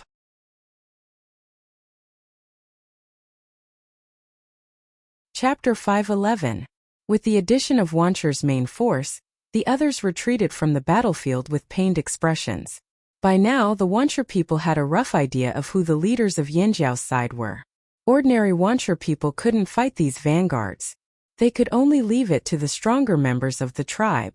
Soldier against soldier, general against general. Up until now, in order to block Xiao Xian's attack, even if the people around Xiao Xian were not cut down or kicked away, they were all injured. In order to block Xiao Xian's attack, they could clearly feel the blood boiling in their chests, as if it was about to rush out of their throats. If they were distracted, they would suffer a fierce kick and be sent flying out of the battlefield. The Wanshur people couldn't help cursing in their hearts. This kid was too strong. Even if they could only withstand the residual force, they felt their arms and legs go numb. If this continued, they wouldn't even have the strength to hold their weapons. In fact, it wasn't just these people. For Xiao Xian it was more difficult. The continuous fierce battle made his chest heave up and down. His breathing wasn't easy. At this time, every second felt infinitely long. Felt like a long time, but in fact it was only a few dozen seconds. Xiao Xian's physical strength was better. At the same time, he relied on his aura to suppress the others. That was why he could withstand the siege and break through. Fortunately, with the addition of Yanjiao's reinforcements, Xiao Xian had an easier time. Get out of the way. A man holding a shiny golden mace strode over with large strides. His eyes were filled with an ominous glint, and his entire body was emitting a strong killing intent, causing people to tremble in fear upon seeing him. This was one of the leaders of the Wuxia tribe. He came with Bien, but Bien went to deal with the other side. He came with his men. Seeing that a group of people couldn't take down a kid, the leader was furious. His nostrils flared and his eyes flashed with cold light. As soon as they saw this person, the people surrounding Xiaoxian, as well as those who were rushing over, all turned around. They would not join the battle between the leaders. If they did, they would only be affected. They would not go over and seek death. When the leader rushed over, Xiaoxian clearly felt the immense pressure from his running. The mace in the other party's hand was probably made from materials provided by the slave masters. It looked more like a modified spear. The front of the mace had a sharp blade like a spearhead. Below the tip was a thickened mace with spikes like a wolf's fangs. Further back was the long mace. As the leader rushed over, he turned the mace at an angle. The spikes on the mace had a murderous aura, as if he was going to kill his opponent. Xiaoxian pushed back the two Wuxia warriors in front of him. Without pausing, he bent his knees and shot towards the Wuxia leader. The two sides ran towards each other. The distance between them shortened in the blink of an eye. Xiaoxian's entire arm that was wielding the sword cut through the air, causing the air to crackle, like the sound of wind and thunder. The Wuxia leader planted his feet on the ground, swinging his mace to meet Xiaoxian's sword. Xiaoxian's sword was specially made for him by Gongjia Heng. He knew that the Yinjiao people were strong, so this sword was bigger and wider than most swords in Royal City. He didn't know what Gongjia Heng added to the sword, but it was obviously heavier than other swords of the same size. However, to Xiaoxian this weight was nothing. Sometimes he even wished it was heavier. The sword drew a bright arc in the air, like heavy dark clouds during a rainstorm. At the moment of the collision, the Wuxia leader felt a numbing pain in his arms, as if he had been hit by many sticks. The momentum he had just gained was almost dissipated by this blow. His hand holding the stick split open, and blood spurted out along with the vibration of his wrist. Although he knew that the Yinjiao people were strong, this was his first time fighting a Yinjiao person head-on. The pressure was stronger than he expected. Every bone and muscle in his body seemed to be trembling under this attack. They were screaming and emitting creaking sounds, losing their original coordination. His heart pounded violently, as if it was going to jump out of his chest. The blood vessels in his arms felt like they were going to explode. In that instant, the Wuxia leader knew he had underestimated this flaming horn kid. At this moment he couldn't think of anything else. He was terrified. If all the young flaming horns were like this person, would Wuxia still have a chance to survive? Perhaps the leader had made the wrong decision. They should have left early. Someone had once told them that Yinjiao was a glorious tribe 1,000 years ago. Even the well-known powerful tribes in the central region were afraid of Yinjiao. However, no one believed that after 1,000 years of Yinjiao's disappearance, after 1,000 years of decline, they could return to their peak. Boom! It was as if a bomb had exploded. The ground where the two were fighting suddenly caved in. At the same time, the stones and dirt on the ground were blasted into the air, sending smoke and dust everywhere. Those close to the fight felt the ground shake. Those who were weaker even felt like they couldn't stand properly. At that moment it was as if someone had taken off their brain. However, this wasn't because Xiaoxian and the Wuxia leader had caused a violent earthquake. It was because of the impact of the collision which affected the minds of those around them. They felt like the ground was shaking and they couldn't stand properly. However, this wasn't the end. Two silhouettes rushed out from the smoke and dust. Before the surrounding people could hide far away, the clanging sound of metal weapons colliding rang out again. Moreover, it was a series of metal clanging sounds. After a thunderous explosion the next moment, it was as if there was a giant worm crawling under the ground. The soil was flipped up and rolled in the air before falling back down. The Wuxia warrior, who happened to be standing in the line of impact, only felt a strong pressure, like a huge rock flying towards him, hit his chest hard and he flew out like a sandbag. Seeing that the people around him couldn't help, the Wuxia leader became anxious. He didn't fight Xiaoxian head-on anymore. As he retreated, he let out a series of strange cries. He couldn't continue to block this brat. He had already reached his limit. If this continued, he would definitely end up in a worse state than those who were sent flying just now. His head might even be chopped off by this flaming horn brat. Two figures jumped out of the battle circle not far away and came this way. Xiao Xian knew that they were looking for reinforcements. Just as he was about to kill this man who was at the end of his rope before the reinforcements arrived, he suddenly paused. The two people who were coming this way were blocked. The panting leader sensed that something was wrong. Just as he was about to retreat, someone grabbed his armor and lifted him up. He was dragged in a certain direction. Before he could react, he was thrown into the wall of a house not far away. He smashed into the wall with a loud bang. He had been a leader for so many years and had led people to attack other tribes many times. He used to be one of the most important helpers of the leader. When had he ever been lifted up and thrown out like this? Even the leader, Feng Wu, had never done this to them. This kind of way of talking about him as if he was talking about a small prey was simply insulting. However, he was already injured internally by Xiao Xian. Even though he was angry, he couldn't rush over and fight back. He couldn't join the battle now. If he wanted to fight, he could only fight against other ordinary beginner warriors. He couldn't fight against the leader of the other side. If he went, he would be courting death. After blocking the two people coming this way, Gigu freed one hand and threw the leader out. He quickly signaled to Xiao Xian that he would block this side and let Xiao Xian do his own thing. Since Gigu had come over and there were other Yinjiao warriors approaching, Xiao Xian didn't hesitate. He rushed out of the encirclement and headed in one direction. Xiao Xian's main target was the fire pit. Gigu, Duokong and Tao knew this, so they had to help Xiao Xian while keeping an eye on the Wancher chief and other leaders. Tuo and the others had already come over. They were instructed by the shaman to go with Xiao Xian to the fire pit of Wancher. Most of the people who came with Tuo were members of the advance group of the hunting team. Some of them used to follow Gui He, and some used to follow Ta. They used to compete and quarrel with each other. But now they put aside their prejudice and cooperated with each other. Most of the fire pits of a tribe were in the center of the tribe. It was not easy to get there. There were a lot of people blocking the way, including many slaves. Because of the high temperature and exposure in the desert, the slaves' skin color was darker than others, so they were easy to recognize. Among these slaves, a large part of them were slaves from Whitestone City, which could be recognized from the slave marks on their bodies. Seeing the slaves of Whitestone City, Tuo and Lei's eyes flashed fiercely.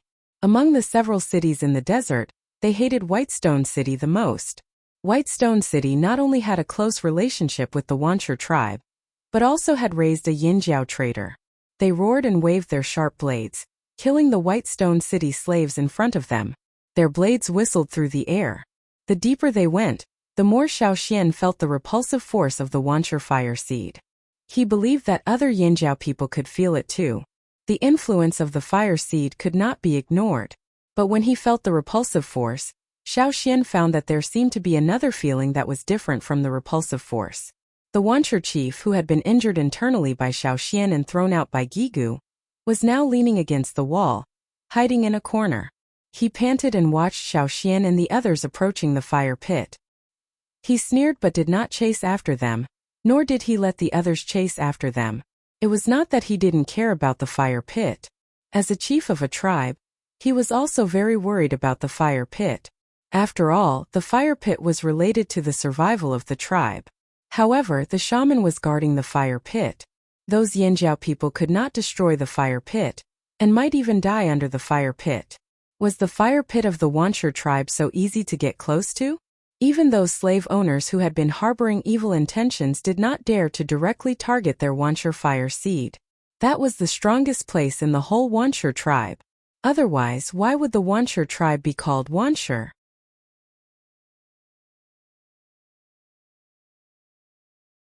Chapter 5:12. Xiao Xian and his men approached Wancher's fire pit.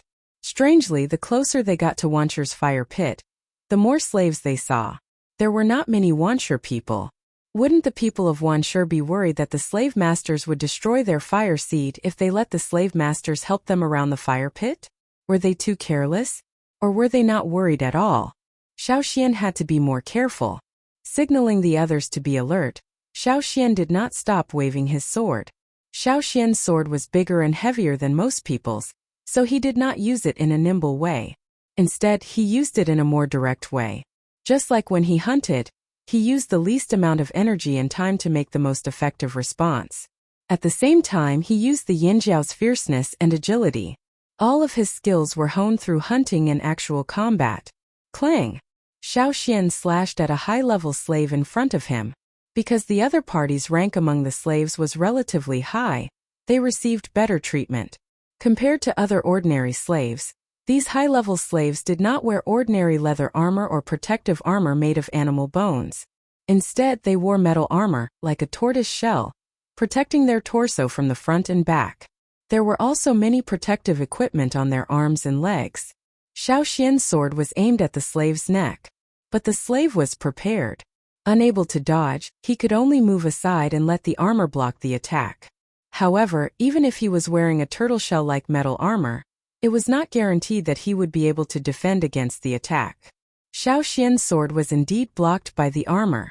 However, when the sword and the armor collided, other than the crisp sound of metal clashing, there was also a loud bang.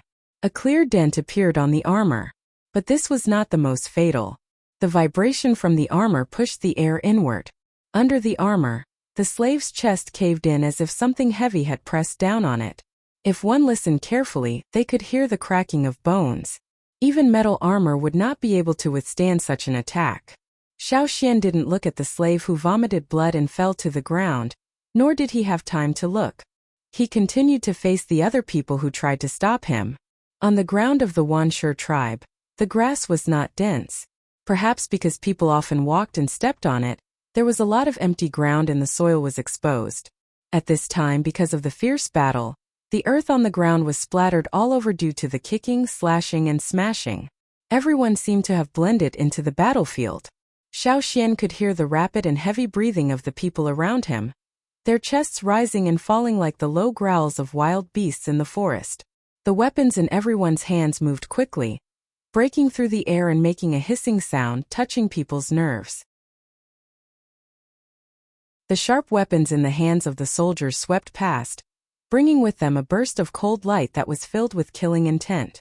They were barbaric and ferocious as they charged forward, bringing with them a pungent smell of blood and a dense killing intent. The ground was already dyed red with blood. His line of sight passed through the bodies of the slaves in front of him and saw the person standing there. Although more than 2 years had passed, Xiao Xian still had an impression of that person. That was the young master of the Baishu city. Xiao Xian had seen him in the stands of the Colosseum. Looking at Xiao Xian's eyes, the young master of the Baishu city was stunned. He only felt that Xiao Xian was very familiar, as if he had seen him before. But it had been too long, and many things had happened in the past 2 years, so the young master of the Baishu city couldn't remember for the time being. The young master of the Baishu city quickly searched his mind for where he had seen this person before. As Xiao Xian and his people got closer and closer, the young master of the Baishu city retreated a little more. Not far away, there were the howls and roars of the Wanshi beasts. It was the Wanshi beasts of the Wanshi tribe who were fighting with the Yinjiao beasts. The Wanshi beasts were the killing machines that were selected and cultivated by the Wanshi tribe. Before the arrival of the Yinjiao tribe, the people of the Wanshi tribe had selected the best Wanshi beasts and let them enter the mountains to fight with the beasts. Therefore, even now, in the face of the Yinjiao beasts, this group of killing machines that had been selected from generation to generation did not know fear. Even if they hurt the enemy 100 times, they would do it. They lived to kill and they died to kill. The Wanshi beasts always reminded the slave owners of the Colosseum city in the desert. Many of the fighting beasts in the Colosseum city were also cultivated in a similar way. It could be said that the Wanshi tribe followed the slave owners and learned this method. After escaping from the desert, the slave owners often recalled their life in the desert and the Colosseum city. Listening to the roars of the beasts, the young master of the Baishu city could not help but think of the Colosseum city in the desert. Then his whole body shook as he thought of a person. It was him. It was that kid. The young master of the Baishu city stared at the direction of Xiao Xian. He remembered. That kid was the kid who had appeared in the Colosseum city. Xiao Xian's performance in the Colosseum was still fresh in the memory of many slave owners. However, at that time, Xiaoxian was wearing a hat and his appearance was not real. Others may not recognize him, but after the Colosseum city, Dao Yu had identified him and told the Baisher young master the identity of the person in the Colosseum city. If it were other things, the young master of the Baisher city may not have such a deep impression. However, Xiaoxian had followed the group of people from Luoya city. In the eyes of the slave owners who fled the desert, Luoya city was a traitor. The desert cities were destroyed one by one, but Luoya city survived. The people of Luoya city not only lived well in the desert, but also had a larger territory. The people who destroyed Baisher city were mainly Luoya city. Luoya city was the dog of the Sher family in Rock Hill city. The Baisher young master's hatred for Luoya city was now transferred to Xiaoxian. After all, Xiaoxian used to follow the third young master of Luoya city, Su Gu. Moreover, since the Colosseum city, Baisher's luck was getting worse and worse.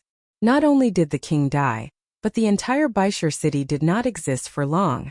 If he had not been prepared and escaped, the whole army would have been wiped out. The Baisher young master's eyes were fierce.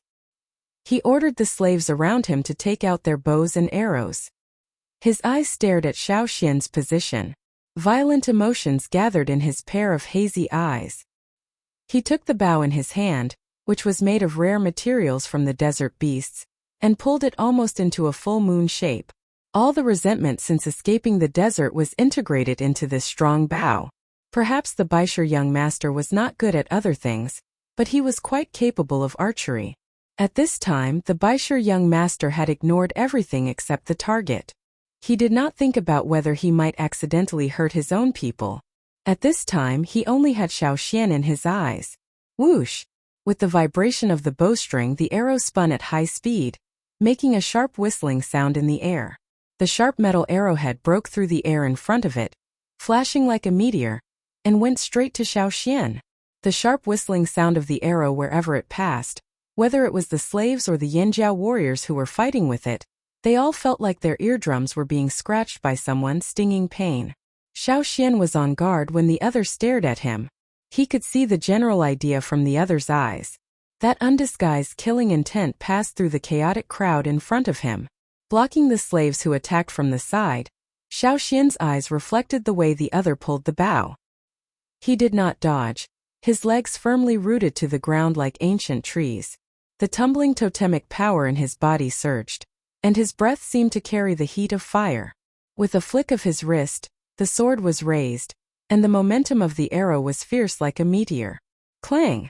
The two powerful forces collided, and the sound of the explosion was especially ear-piercing in the noisy battlefield.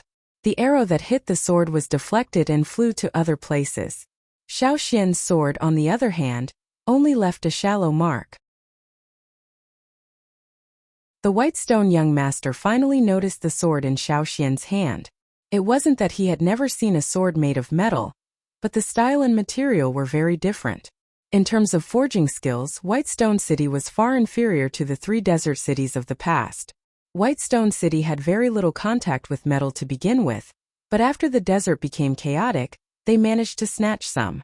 But Xiaoxian's sword was not ordinary, and this shocked the young master. It must have been given by the Sher family of Rock Hill City. Other than that, he couldn't think of any other reason. The Yinjiao tribe was indeed a dog of the Sher family of Rock Hill City. What a bastard! Kill them for me!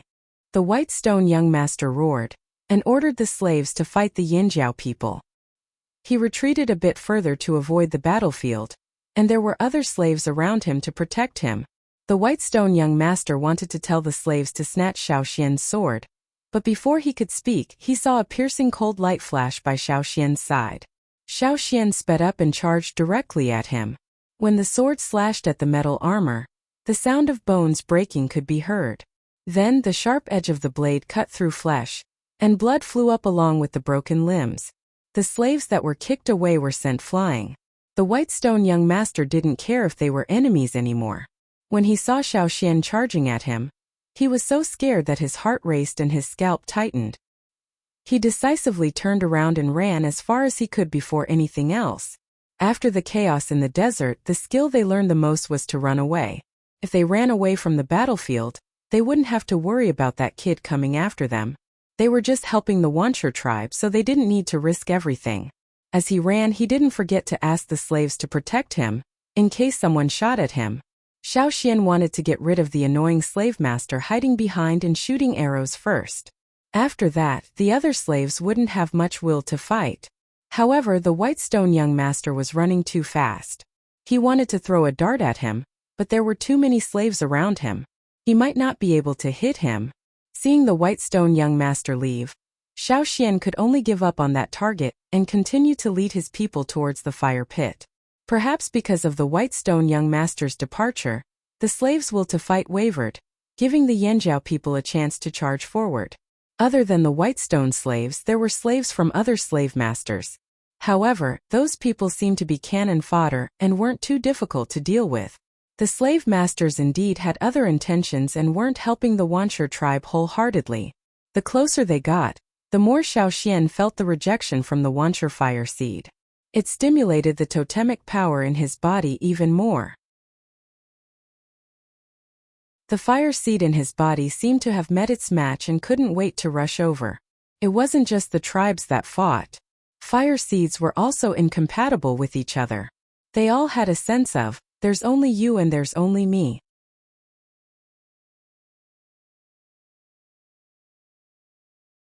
Chapter 5:13. Beside the fire pit, the shaman stood there with a slight sneer on his face. He listened carefully to the sounds of battle but didn't move. There wasn't a single Wuxia person beside him. The closest one was 50 meters away. With the Wuxia fire pit as the center, there was no one but the shaman within a 50-meter radius. Inside the fire pit, a gray flame flickered. That was the color of the Wuxia fire seed. The Wuxia shaman was worried when he saw the fire seed in the fire pit being suppressed into a small ball. However, as the flaming horn's fire seed disappeared, the fire seed in the Wuxia tribe's fire pit glowed again. It lost its opponent and returned to normal, just like how it was before the flaming horn tribe came here. This made the Wuxia shaman feel less worried, and he felt more at ease. He didn't know why Yinjiao's fire seed disappeared, while Yinjiao's warriors retained their original abilities. But he knew that without the suppression of Yinjiao's fire seed, Wuxia's fire seed could unleash 100% of its power. What was there to fear if the Yinjiao tribe attacked? Yinjiao didn't have a fire seed, but Wuxia's fire seed was still there. Wuxia wasn't one of those small tribes that had to worry about survival. The power of the fire seed was the strongest. The Wuxia shaman could not think of anyone who could extinguish the fire seed of Wuxia. Not even the slave masters. Did they want to wipe out Wuxia? Yinjiao was delusional. Yinjiao had been down and out for 1,000 years. Even their thinking had become simple, naive. If Yinjiao's fire seed was still there, he could be careful. But the Yinjiao people had dug their own graves and destroyed their fire seed. Ha ha ha. The shaman wanted to laugh. A war between the tribes was a war between fire seeds. Why didn't Yinjiao understand? Without their fire seed, how could they fight with them? As the Wuxia shaman thought about it, the sneer on his face deepened. Hearing the sound, he raised his hand, and the fire seed in the fire pit behind him suddenly jumped up, swaying on its own without any wind, making banging sounds. However, it did not sound like the usual sounds but more like the collision between rocks. When Xiao Xian finally arrived, he saw this strange scene. Different from the tight defense around the fire pit, there were less than 300 Wuxia warriors here. Wuxia claimed to have more than 10,000 people, but in reality there weren't that many. Even if you counted those who couldn't fight, there were at most 7,000 or 8,000. But if you counted the slave masters and slaves, there were indeed more than 10,000 people. In addition, there were prisoners of war captured by Wuxia. There were hundreds of them still alive. With more than 10,000 people, they were indeed considered a large tribe here. If Wuxia hadn't gone out to attack the smaller tribes often and lost many people, they would have even more people. This time Yinjiao sent 5,000 people to attack Wuxia. Wuxia had more warriors who could fight, plus the slaves of the slave masters who helped them than Yinjiao. But at this time, if someone looked carefully, they would find that Yinjiao's casualties were much lower than Wuxia's. Xiao Xian had a clear feeling when he was killing his way here. Therefore, when he saw that there were only 300 people guarding the fire pit, he was really surprised. Moreover, these 300 people weren't close to the fire pit. They had completely cleared out a large area around the fire pit. There were more than 100 Yinjiao warriors who had arrived with Xiao Xian, and more were coming. It wasn't difficult to deal with the 300 people. Among these 300 people there were no leaders or team leaders. At most there were 1 or 2 team leaders. But here Xiao Xian had a strange feeling. The others also felt the strong repulsion and strangeness of the Wancher fire seed. Xiao Xian didn't rush to the fire pit immediately. He only dealt with the 3 million Wancher stone men outside. He also stopped the other Yinjiao warriors who wanted to rush forward. These 300 Wancher warriors didn't seem to want to fight Xiao Xian. After fighting for a while, they retreated to the fire pit. They didn't want to use the fire pit to improve their strength. But Xiao Xian felt that their behavior was more like luring the Yinjiao people to the fire pit. Would anyone lure people from other tribes to their own fire pit? There had to be something wrong within the 50-meter gap. Xiao Xian didn't need to say more. The other Yinjiao people could guess. Therefore, they only fought with the Wancher warriors outside the 50-meter circle. The Wancher shaman stood by the fire pit. Seeing more and more Yinjiao people gathering but not approaching, he didn't have the patience to wait any longer. A cruel smile appeared on the corner of his mouth. He raised his arm, raised his head and let out a long howl. Then, Xiao Xian heard some words that Xiao Xian did not understand. If he had heard it before, he would have thought that it was just some meaningless syllables. However, at this moment Xiao Xian felt a strong sense of danger. "Retreat!" Xiao Xian shouted. Hearing Xiao Xian's words, Tuo and the others paused and then retreated some distance away from the fire pit. "Retreat again! Stay away!" Xiao Xian continued shouting. The Yinjiao people wanted to retreat. Just now, there were too many Yinjiao people and some Wancher people who rushed over. At this time a strange scene occurred. The Yinjiao people wanted to leave the fire pit, but the Wancher people didn't let them and kept blocking them. Bang! Bang! More and more urgent and loud sounds came from the Wancher fire pit. The grayish flame rose from the fire pit and filled it up. A column of flame suddenly shot up into the sky, like a volcanic eruption, spurting out balls of flame. The ball of fire that shot out from the pillar of fire tumbled in the air. At that moment it seemed as if it wanted to cover the entire sky above. It carried with it the power to destroy the heavens and the earth as it came crashing down with a whistling sound. The Yinjiao people who saw this broke out in cold sweat. They were the first group of Yinjiao people to come here and were the closest to the fire pit. For the old soldiers, this was their first time attacking another tribe. For the people who came back from the other side, this was their first time attacking a tribe with a primitive fire seed. No matter which side they were from, they had never encountered such a situation before. The fire seed was too powerful. In front of this power they felt like they were facing a king beast.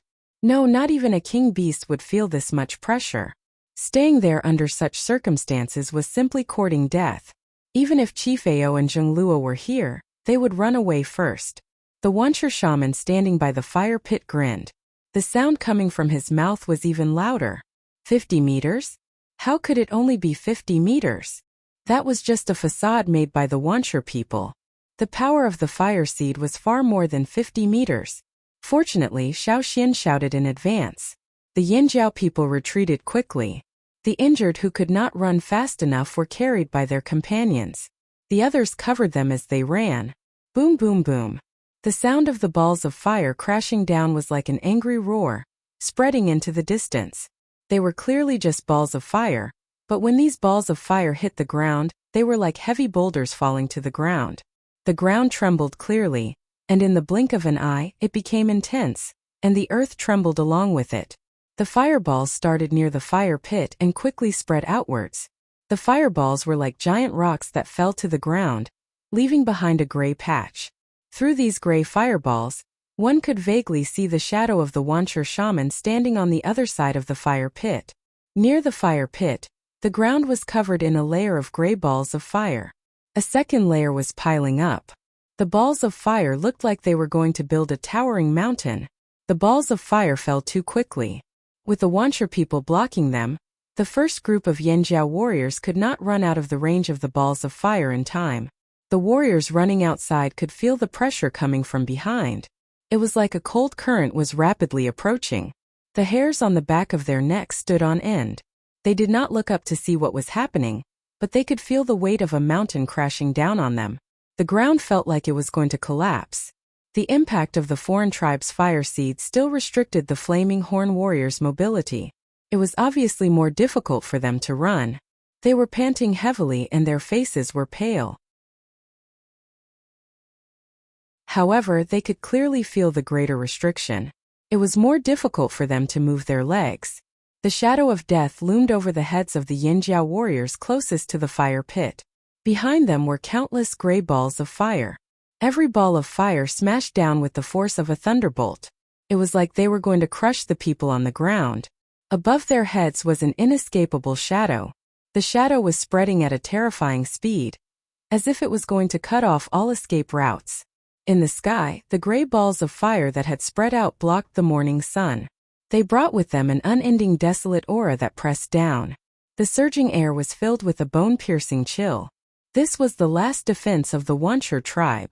It was also the strongest defense of the entire Wuxia tribe. No wonder the Wuxia leader believed in the power of the fire seed so much.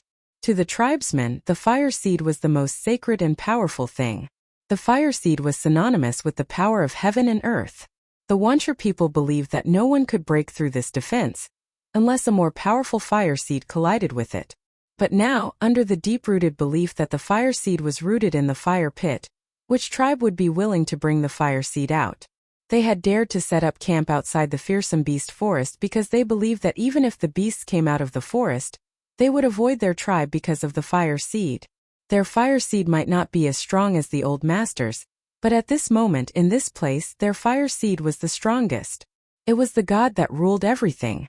The slave masters did not choose to support the Wuxia tribe randomly. They had their reasons. The reason why those smart slave owners chose the Wuxia tribe was that the Wuxia tribe had the potential to become a powerful tribe.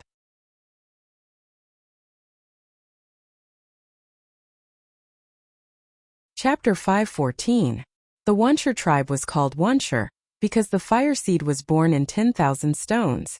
10,000 stones formed a mountain, and the fire seed of the Wuxia tribe was born in them. On the other side of the gray flames, the shaman was a blurry figure. Because of the swaying of the flames and the swirling of the air, his figure looked distorted and strange. Although he couldn't see the shaman clearly, Xiao Xian could hear the maniacal laughter coming from the fire pit. Ha ha ha! Who told you Yanjiao people to not have the fire seed? Without it, let's see how you Yanjiao people will fight me. Boom! Boom! Balls of gray flames smashed onto the ground, creating a commotion similar to that of a meteor crashing to the ground, not giving anyone any time to breathe. The third layer of flames was already being built near the fire pit. The Yanjiao warriors carrying the wounded felt their bodies quickly becoming tired. The veins on their foreheads pulsed and large drops of sweat slid down their bodies. From the beginning until now, they had run less than 100 meters. Under normal circumstances, it would have taken them only a breath. But here at this moment, they felt like they were deeply trapped in a torrent. Every step they took was against the flow, and it was extremely difficult. The warriors on the side felt the same. They attacked fiercely, but they felt much of their strength being reduced. They felt weak and powerless. If not for the Yanjiao strength, they would have been able to hold on for a while after being suppressed. If it had been anyone else, they would have been attacked by the Wuxia people long ago. Watch out! A large ball of gray flames smashed into the people there. The gray flames in the sky covered a large area and spread too quickly. They had no time to run. Even if they avoided this one, they couldn't avoid the other balls of fire. The 10 or so warriors gathered together and could only take it head-on. Seeing the gray flames smashing down, they could only raise the weapons in their hands as if to block it. The gray flames passed through the swords, spears, axes and rods, passed through the bodies of the warriors, and smashed into the ground with a thunderous boom. The ground under their feet trembled for a long time. Although the flames passed through the warriors' bodies and did not cause any visible damage, the flaming horn warriors felt like they were being crushed by a giant boulder. Their entire bodies felt like they were trapped inside, and there was a strong pressure all around them. Even their blood vessels felt like they were being crushed. Above their heads, there was even more pressure that made them panic. It was like giant boulders were falling down, and the boulders were piling up at a rapid pace. His heart felt like it was being squeezed by someone, and his heartbeat lost its usual rhythm. His lungs felt like they were frozen, and every breath he took was extremely difficult. His strength was decreasing rapidly, and the totem power in his body was like a hibernating animal encountering cold weather. He felt drowsy. The pressure was still increasing, and it was difficult for them to stand. The situation was not good. It wasn't just the flaming horn warriors who were trapped. Even the slave masters who were hiding in the periphery were terrified. Although they weren't trapped, the power of the fire seed terrified them. They could easily enslave a slave who didn't have any fire seed energy, but it was extremely difficult to control a warrior with awakened totemic powers. This was the power of the fire seed, and the conflict between fire seeds. The slave masters were all descendants of tribesmen with fire seeds. After a long time they became slave masters. They also had fire seeds in their bodies. The war between fire seeds was just like the war between humans. It never subsided. Some of the slave masters who had wanted to attack the Wuxia tribe when they escaped the desert were now secretly glad that they didn't do anything. If the Wuxia tribe had been forced to use the power of the fire seed, they would have suffered the same fate as the Yanjiao warriors. Good thing we didn't do anything. Looks like the Yanjiao won't get away with it this time.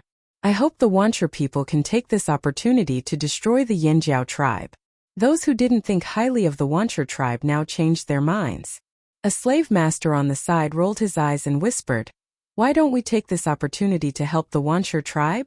The person who said this was the young master of Skywheel City, who didn't think highly of the Wuxia tribe before. Now that the situation had improved, he had another idea. That makes sense. Let's go. There were others who had the same idea. They took the slaves in their hands and walked towards the battlefield. Xiao Xian was also trapped in the gray flames of the Wuxia tribe. He could clearly feel his power being suppressed, but compared to others he was still much more flexible. Seeing more and more Yanjiao warriors being enveloped, Xiao Xian's heart skipped a beat. He shouted, "Gather together, everyone. Don't spread out too far. The more the better. The people are here, the fire seed is here. Don't be afraid." The Wuxia shaman said Yanjiao had no fire seed? How could there be no fire seed? The people were here, the fire seed was here, but it was no longer in its original form. Xiao Xian pulled the scattered Yanjiao warriors back to where the troops were gathered. He flicked away a blade and kicked the Wuxia man in the chest, kicking him away. Without stopping, he went straight to the troops gathered not far away. They were the first to follow him. Now they couldn't run out of the range of the Wuxia fire seed's flames. After hearing Xiao Xian's words, the Yanjiao warriors who had rushed out began to rush back in and gather together. Even if they ran out, they couldn't outrun the fire seed's speed. This was their first time facing such a powerful fire seed. They were inexperienced and panicked. Xiao Xian's words were like a beacon of light to them. Whether or not Xiao Xian's words were useful, their first reaction was to do as he said. After gathering, the Yanjiao warriors felt much more relaxed. The fading totemic patterns on their bodies showed up again. The fire seed's power seemed to have broken through the ice and started to recover. It worked. Yes, when they merged with the fire seed, the shaman also said that the fire seed was here as long as the people were here. At the time they only thought it was a consolation of faith, but they didn't understand it fully. But now they deeply understood the meaning of this sentence. The fire seed merged into their bodies and burned, never extinguished. One person's power was limited, and the fire seed was small. But when more people gathered, it was like sparks coming together to form a ball of fire. When the fire gathered together, it would become a raging inferno. Xiao Xian's words were spread. Duokong, Yigu, Ta and the others gathered the people around them. Ao and Zhengluo, who rushed over later, also made arrangements for the people. The people were like disconnected dots that gradually connected. Because of the war, they didn't form a tight line or a tight circle, but they formed a battle line.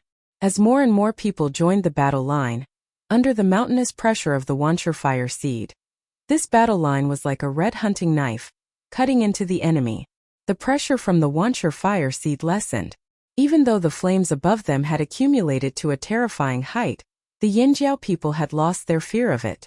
On the contrary, as the fire seed's power in their bodies became more active, their intention to fight back became more obvious. The shaman was right. In a war of this level, it was not easy to completely destroy the other side. If they really went on, it would be a battle between the fire seeds. So far, no tribe had brought their fire seed out to fight. This was one of the reasons why the Wuxia tribe was so fearless. But now Yinjiao's actions shocked the shaman. Why was there Yinjiao's fire seed's aura here? Wasn't Yinjiao's fire seed gone? It wasn't there before. Bringing the fire seed out to fight? Were the Yinjiao people crazy? Where was it? Where was Yinjiao's fire seed? The Wuxia shaman carefully sensed all the fire seed auras in his territory. However, he realized that the flaming horn fire seed's aura was everywhere in Wuxia's territory. The aura wasn't strong, but they were all connected together. The twisting lines of fire seemed to want to split this newly built mountain apart. The aura of the two fire seeds was colliding. Whether it was the Yinjiao warriors or the Wuxia warriors, or the nearby slave masters, they could all feel this change. The slave masters who had originally intended to help Wuxia found that the situation had reversed once again. Their minds were uncertain, so they temporarily suspended their actions and stayed not far from the battlefield to watch. If Wuxia continued to gain the upper hand, it would not be too late for them to make a move. Beside the fire pit, the shaman's eyes were full of disbelief. How could this be? What did the Yinjiao people do? Xiao Xian picked up an injured Yinjiao warrior who was about to die and carried him on his shoulder. The warrior's injuries weren't too serious, but he couldn't hold on under the pressure of the Wuxia fire seed. He was too far away from everyone when they were fighting the Wuxia people. When Xiao Xian told everyone to retreat, they didn't notice him and couldn't take him with them. Seeing that most of the Yinjiao people had gathered together, but Xiao Xian was the exception, the shaman came back to his senses. He glared at Xiao Xian fiercely, the gray totemic patterns making his twisted expression look even more ferocious. I don't care what you do, I'll bury you all here. You'll be crushed bones under the Wuxia volcano. A beam of fire shot out from the fire pit, gathered in the air, and smashed down on Xiao Xian. Xiao Xian felt as if there was a powerful force above his head, as if the sky was collapsing. He didn't have time to think too much, so he threw the person on his shoulder towards the direction of the group. In the next moment, an enormous pressure came crashing down like an avalanche from a tall mountain. Xiao Xian felt his muscles and bones creak under the pressure, as if he was bearing the weight of a mountain. The gray flames grew thicker, blocking out most of the light. It was as if night had fallen.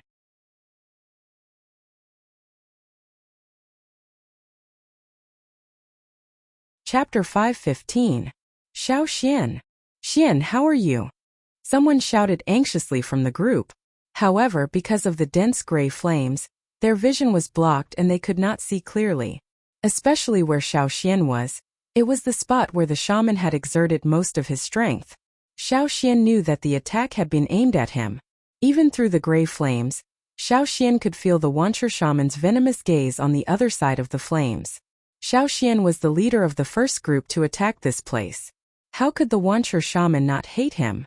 Moreover, the Wuxia shaman had seen Xiao Xian before. In the desert, when he was still with the young master of Baishur city, he had seen Xiao Xian and Tuo. He had even helped to set up a trap to capture Tuo and Lei. However, things had developed beyond his expectations. From then on, Xiao Xian had been listed as one of the most important people to be wary of. Now that he saw Xiao Xian again, the Wuxia shaman was afraid. Since he couldn't kill those people in one go, he had to crush this extremely threatening brat first. Above them, the fireballs that had been piled up like a mountain continued to increase. In this place, the fireballs were increasing the fastest, not above the Yinjiao group, but above Xiao Xian's head. Earlier, Xiao Xian had been able to run and save a few injured people. However, now Xiao Xian felt as if there was a mountain on top of his head. He could not even turn around, let alone walk or run. Whoosh! 2 steps away, an arrow flew in. However, because of the fire seed's flames, or because the other party could not see the target's exact location, the arrow had missed. Someone wanted to use this opportunity to kill Xiao Xian. Under the fire seed's flames and within such a killing formation, it would take a lot of effort for someone outside to shoot accurately. Xiao Xian could feel the Wancher people approaching. They probably felt that the Yinjiao group was not easy to deal with, so they changed their target. After all, there were too many Yinjiao people there. When they gathered together, the Yinjiao fire seed's power made the Wancher people uncomfortable. The Wancher people could not see Xiao Xian's situation clearly, but they could feel that there was someone not from the Wancher tribe here. Who else could they attack but him? Realizing the situation, Xiao Xian knew he could not wait any longer. He moved his arms with all his might, trying to break free from this almost frozen feeling. Here, other than the immense pressure from above, Xiao Xian felt the same as when he first met the King Stoneworm. It was as if every part of his body was turning into stone, out of his control. If he could not break through this resistance, he would die. Xiao Xian could feel the Yinjiao group trying to get closer. If it was just one or a few people, they would not be able to save him because they could not withstand the Wancher fire seed's power. But with so many people and the Wancher people blocking them, they would move slower. Xiao Xian could not wait. Just as Xiao Xian expected, Tu and the others also wanted to help Xiao Xian. However, as soon as they left the group, they would feel immense pressure. Forget about saving Xiao Xian, it would be difficult for them to get over safely. The closer they got to Xiao Xian, the greater the resistance. The Wancher fire seed's power that the shaman added to Xiao Xian was stronger than anywhere else. If they wanted to get over, they could either move slowly or wait for others to arrive. With enough people, they could fight against the Wancher fire seed. But time waits for no one. Xiao Xian breathed hard, every nerve in his body conveying a sense of urgency. He desperately wanted to break through this resistance. The totemic power in his body was pushed to the limit. His body creaked like a rusty gear finally starting to turn. In his mind, the totemic flames burned fiercely. But this power was not enough, far from enough. Outside the totemic flames, a faint white light shone. The light grew stronger quickly, even overshadowing the light of the totemic flames inside.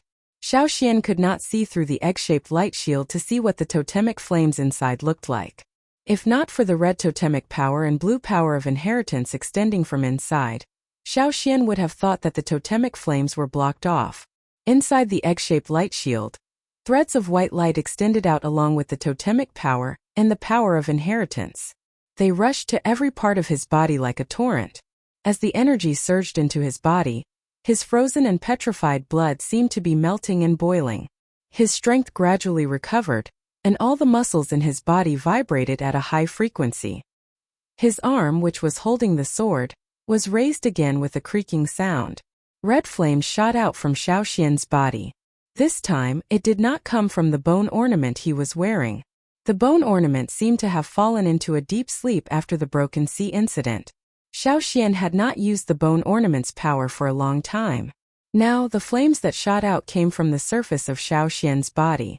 They had nothing to do with the bone ornament. And in more than one place, surrounded by the dark gray flames, they emitted a different light. More and more flames shot out. The flames grew bigger and bigger, enveloping Xiao Xian entirely. The pressure around him was as heavy as a rock. It came from above and around him. All the pressure was being pushed away. First, it was just a small fluctuation. But soon the fluctuation became bigger and the pushing force became stronger. The flames on Xiao Xian's body grew stronger. Faster. Just a little faster. As the flames rolled, Xiao Xian felt like every pore in his body was erupting with a heroic spirit. It wanted to push away all the obstacles around him. Break. Break. Break. Crack. A sound like the cracking of a rock suddenly rang out. Crack, crack, crack. The cracking sound grew louder and louder. It began to come from everywhere around him. The obstacles were gradually pushed away. The pressure in all directions was weakening. His body was becoming less tired. Cracks appeared on the ground under his feet. When the flames pressed down from above, there were no footprints on the ground. But now, as the pressure from above weakened, there was a dent in the ground. This was caused by Xiao Xian's explosive strength. His slowed heartbeat sped up. Xiao Xian took a deep breath, as if to expel all the pressure. Then he inhaled sharply and let out a long roar. Following the roar, the flames on Xiao Xian's body surged wildly. They pierced through the gray flames surrounding him like a fire dragon breaking free of its shackles. Without turning around, Xiaoxian swung his arm. The blade reflecting the flames swept out. The tip of the sword was 2 palms away from the 3 Wuxia people. But the sword aura was as sharp as a blade, easily cutting their throats. After attacking Xiaoxian, the Wuxia shaman had wanted to wait for Xiaoxian to be crushed to death by the Wuxia fire seed's power. Then he would focus the fire seed's power on the others. But as he waited, he realized something was wrong. A drop of sweat dripped from his forehead. The shaman stared at Xiaoxian.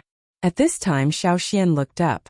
The shaman seemed to see through the layers of flames and saw Xiaoxian's shining eyes. "Stop him! Stop him!" The shaman's terrified voice was piercing and piercing. It spread everywhere. At this time, no one cared about the shaman's voice. They were confused. What had happened to make the shaman so terrified? Something happened to the fire pit. The scattered Wuxia people gathered in the direction of the shaman's voice. Xiaoxian stepped forward. His step made a thud on the ground. It was comparable to the sound of the Wuxia fire seed's fireball crashing down. After getting rid of his exhaustion, Xiaoxian felt as if his body was filled with endless energy. With every step he took, that energy doubled. His steps gradually sped up, but his footsteps became lighter and lighter. The sound of his footsteps weakened, and each step he left on the ground was shallower than the previous one, until there were no footprints left, and only the soft rustling of the short grass on the ground could be heard. He swung his sword. It broke through the layers of gray flames and pierced the chest of a Wuxia man who was about to shoot an arrow. Xiaoxian was still approaching Wuxia's fire pit, faster and faster.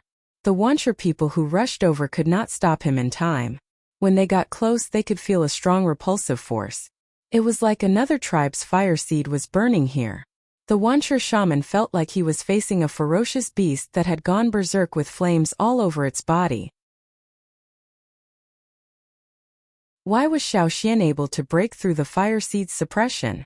Why was Xiaoxian able to move freely under the fire seed's suppression? The shaman did not want to think about it now. His mind was clouded by a possibility that he did not want to think about.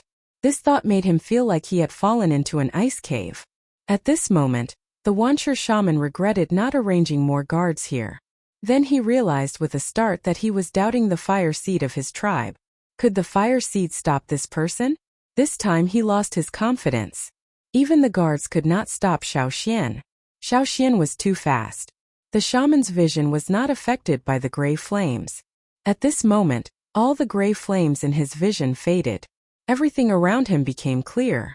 There seemed to be a voice in his head telling him what to do. The shaman watched as Xiaoxian approached. He thought Xiaoxian's target was him.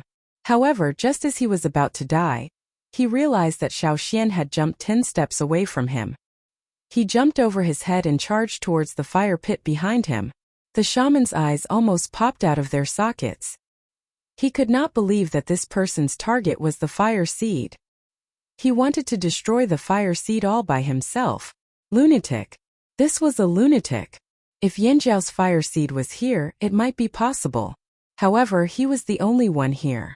Could he represent Yanjiao's fire seed?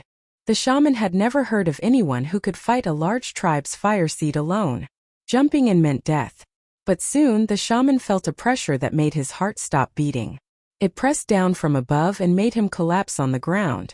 Xiaoxian jumped into the air and raised his hand to slap at the flames spewing out from the fire pit. His palm passed through the gray flames as if it was brushing against cold rocks. This palm seemed to be infinitely enlarged. It felt as if the palm could cover the entire fire pit. Under this palm it was like another world. There seemed to be electricity flashing under the palm.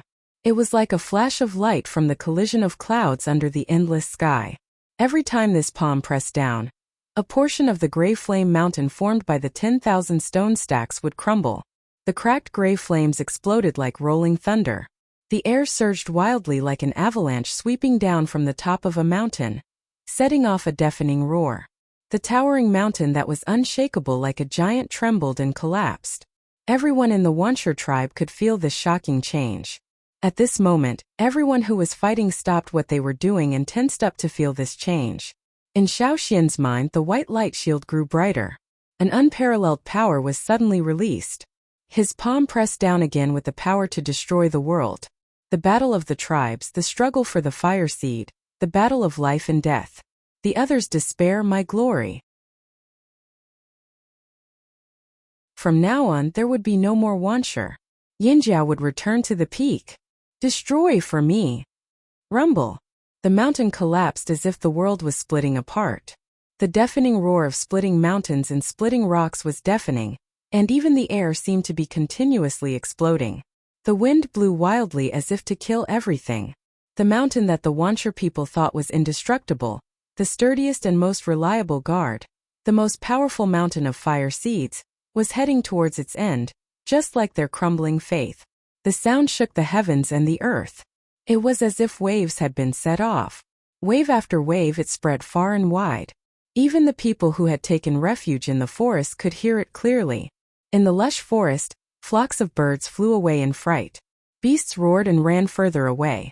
When the roar finally subsided, the gray mountain of fire above the Wuxia tribe had disappeared. Like a thick fog being blown away, everything became clear. Yangguang at noon was dazzling. The warm light shone on the earth. However, in such a lively and noisy world, it seemed to be frozen. Everything was silent.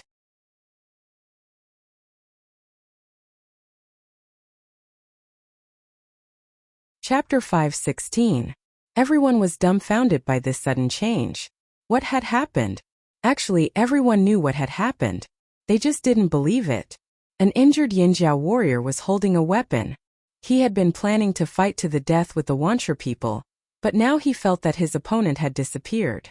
It wasn't that the person in front of him had disappeared. Instead, the person standing there was like a puppet that had lost its soul. His face was ashen, his eyes were empty, and his face was lifeless. He stood there like a stone, still maintaining the posture of listening. If it wasn't for the muscles on his face twitching rapidly, others might really think that this person had turned into a stone. This person was no longer a threat. The Yinjiao people didn't even want to attack. It was like encountering a fierce beast during a hunt. But as they fought, the fierce beast suddenly turned into a toothless little beast. They could kill it with a single stab. This feeling was too strange, so much so that for a moment, no one wanted to continue fighting. The pressure that had been pressing down on him all this while had disappeared along with the collapse of the formation. They could no longer feel the rejection from the fire seed. The flaming horn tribesmen could no longer feel any resistance from the fire seed. The torrent-like obstruction dissipated with the wind. All of this had happened too suddenly. Such a drastic change had sent them from heaven to hell in an instant. It was so fast that no one was prepared for it. What happened? Duokong swallowed and looked at the other Yinjiao warriors beside him. In his past life, he was used to living without a primitive fire seed. Hence, he wasn't as sensitive to it as the people of the old haunt. After sensing the changes around him, he had a guess. But he didn't dare to say it out loud. It was too hard to believe. I think, Wuxia's fire seed is gone? Tao Zheng asked tentatively. He couldn't believe it either. Gone just like that? That was a primitive fire seed. It was known as the most powerful force in a tribe. A small tribe wasn't that powerful. But Wuxia was a large tribe. Their fire seed could suppress everyone so much.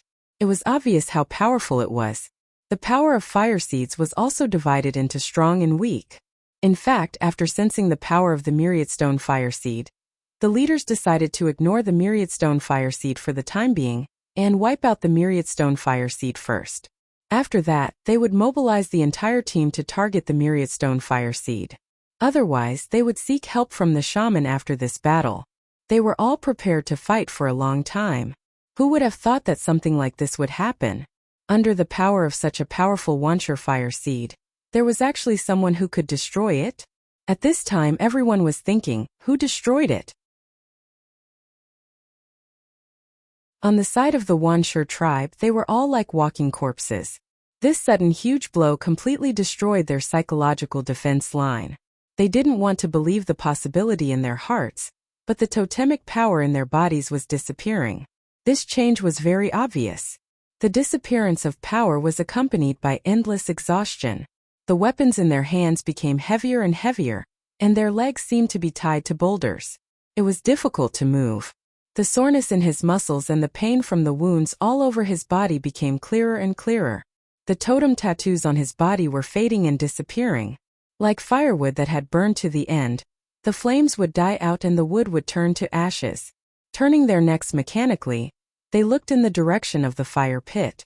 Without the gray flames blocking their vision under the clear sky, they could see clearly. Over at the fire pit, there was no fire seed flame. The power that had been protecting them had disappeared without a trace. They knew all too well what this meant. After all, they had wiped out other tribes and seen the fate of those tribes after their fire seeds were destroyed. Thinking of the tribes they had wiped out, the wanderers who lived miserable lives, and the slaves who were at the mercy of others, they had always understood the cruelty of this world. The strong preyed on the weak. But in the past, they had stood in the position of the butcher. Now they were meat under the butcher's knife. They were like birds without an umbrella, about to be bombarded by the cruel storm outside. Yangguang was warm at noon. But under this sky, everyone in the Wanshi tribe felt an unprecedented chill. This was a psychological chill that chilled them to the bone. It was much colder than a bucket of ice water in the middle of winter. But there was nothing they could do. They could only shiver with the cold invading their bodies. By the fire pit, the Wanshi shaman's lips moved. He wanted to say something but no sound came out. It was as if someone had grabbed his throat. He could not make a sound. How could this be? How could this be? The Wanshi shaman kept thinking about this sentence. A person was squatting in the fire pit of Wanshi. A Yinjiao. At this moment, the person's hand was pressed against the center where the fire seed usually burned. The Wanshi shaman stared fixedly at the hand that was stuck there. His gaze seemed to penetrate the hand and see if there would be more gray flames under the palm. Rumble. A small stone rolled, making a soft sound. The hand in the fire pit moved. Xiaoxian stood up slowly. He raised his hand and looked at the fire pit. This fire pit was dead. From now on, there would be no more fire seeds burning. A figure rushed over. Xiaoxian did not stop him. He watched as the Wanshi shaman ran over. He could not stand properly and fell to his knees. Then he dug with his hands like a madman, trying to dig something out of the ground. Stone after stone was dug out. Below was ordinary stone soil. That was all. Impossible. Impossible. The Wanshi shaman's hands were bleeding. He screamed hysterically. Then he looked at Xiaoxian. His eyes were filled with hatred and madness, but also some fear. Then he seemed to have made a decision. He pulled out a metal dagger and jumped up to stab at Xiaoxian.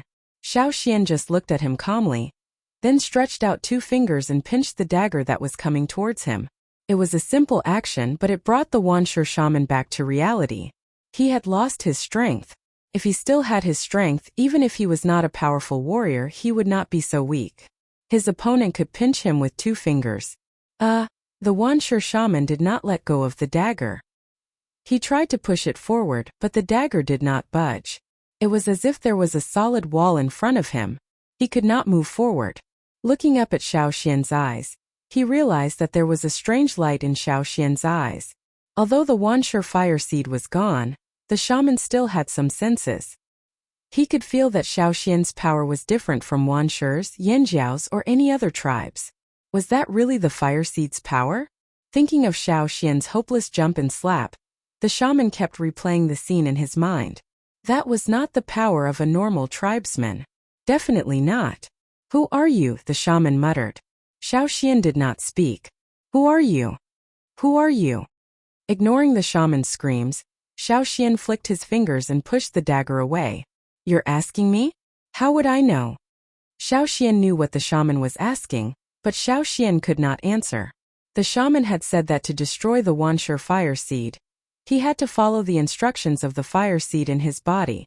He might also need to gather totemic power and inheritance power. However, at that moment, the power in his body was not Yanjiao's fire seed, but that strange power. Ever since he came to this world, Xiaoxian had never figured out what that power was. Why was he brought here? But later, he learned that the power was related to the fire seed. It was not just Yanjiao's fire seed, but also the fire seeds of other tribes.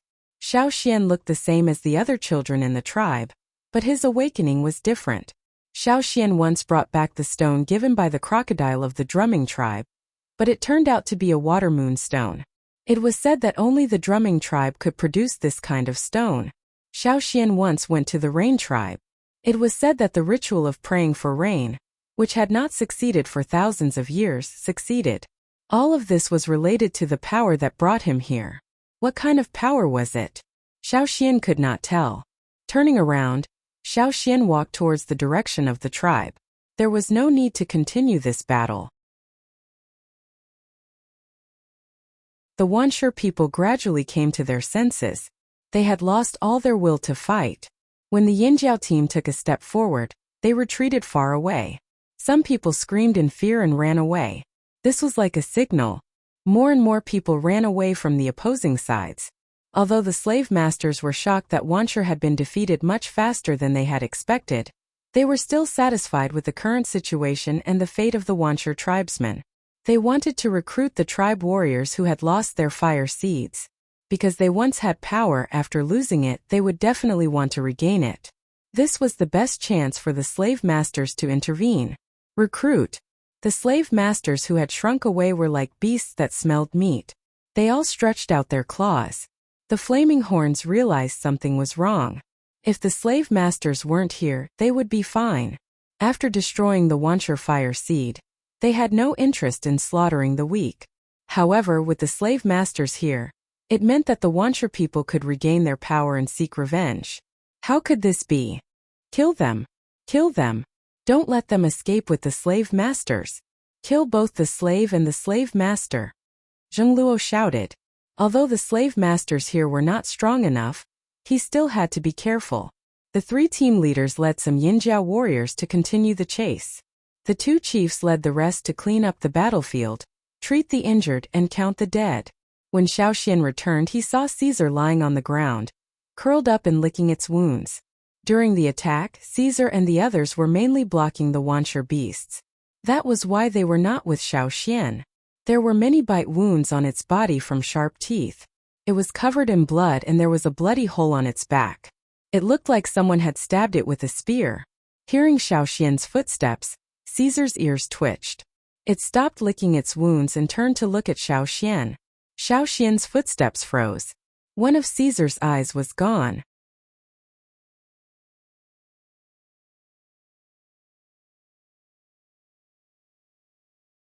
Chapter 5:17. Some warriors ran over to treat Caesar's wounds. They belonged to the logistics category. During the attack, they were at the back of the team, but now they were running around to apply medicine to the wounded. Caesar knew the warrior and knew that he was one of them, so he didn't reject him and let him apply medicine to his wounds. There were many corpses of Wuxia beasts on the ground, most of which were incomplete. The bite marks were very obvious and some were even directly bitten off. The ground was covered with blood. The half-dried blood was sticky, and people walked on it, making a clattering sound. The pungent smell of blood was everywhere. Xiaoxian's tension gradually subsided, but the feeling of exhaustion became more and more obvious. The strength in his body was almost drained. He walked to Caesar and raised his hand to wipe off the blood flowing from its eyes. There were also scratches around its eyes. After checking Caesar's wounds, Xiaoxian patted it. "It's good that you're still alive." After that, Xiaoxian ignored the sticky blood on the ground and sat down directly, looking around at the battlefield. The paramedics with medicine were rescuing the wounded. Those who were seriously injured could survive as long as they could hold on. The tribe's totem warriors were very resilient. No matter whether their bodies were damaged or not, at least they were still alive. Not far away, the forest Rakos was lying on the ground with its belly facing the sky. Its feet had been tied with layers of grass and animal skins. Its feet should be injured, but no one knew how serious it was. There were many bleeding wounds on its body, and a paramedic was applying medicine to it.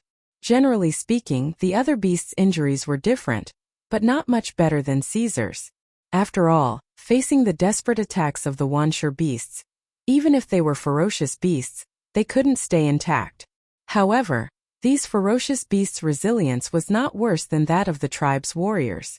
Caesar's wounds were so serious that it would only take a few days to recover. But its eyes couldn't recover. He raised his hand and patted Caesar's blood-stained hair again. "You did well." Caesar gently nudged Xiaoxian with his nose and then continued to rest on the ground. While Xiaoxian was observing the battlefield, the person who was applying medicine to Caesar glanced at Xiaoxian from time to time, then applied medicine to Caesar and then looked at Xiaoxian. That warrior was curious. "I heard that Wancher's fire seed was extinguished by an elder. How did the elder die?" Unfortunately, at that time, because of the gray flames, they were far away from the fire pit and could not see the situation over there. They could only feel that the gray flames enveloping them were collapsing one after another. When it was almost dusk, the 3 leaders returned with their men. They chased them for a long time until they could no longer catch up with the slave masters.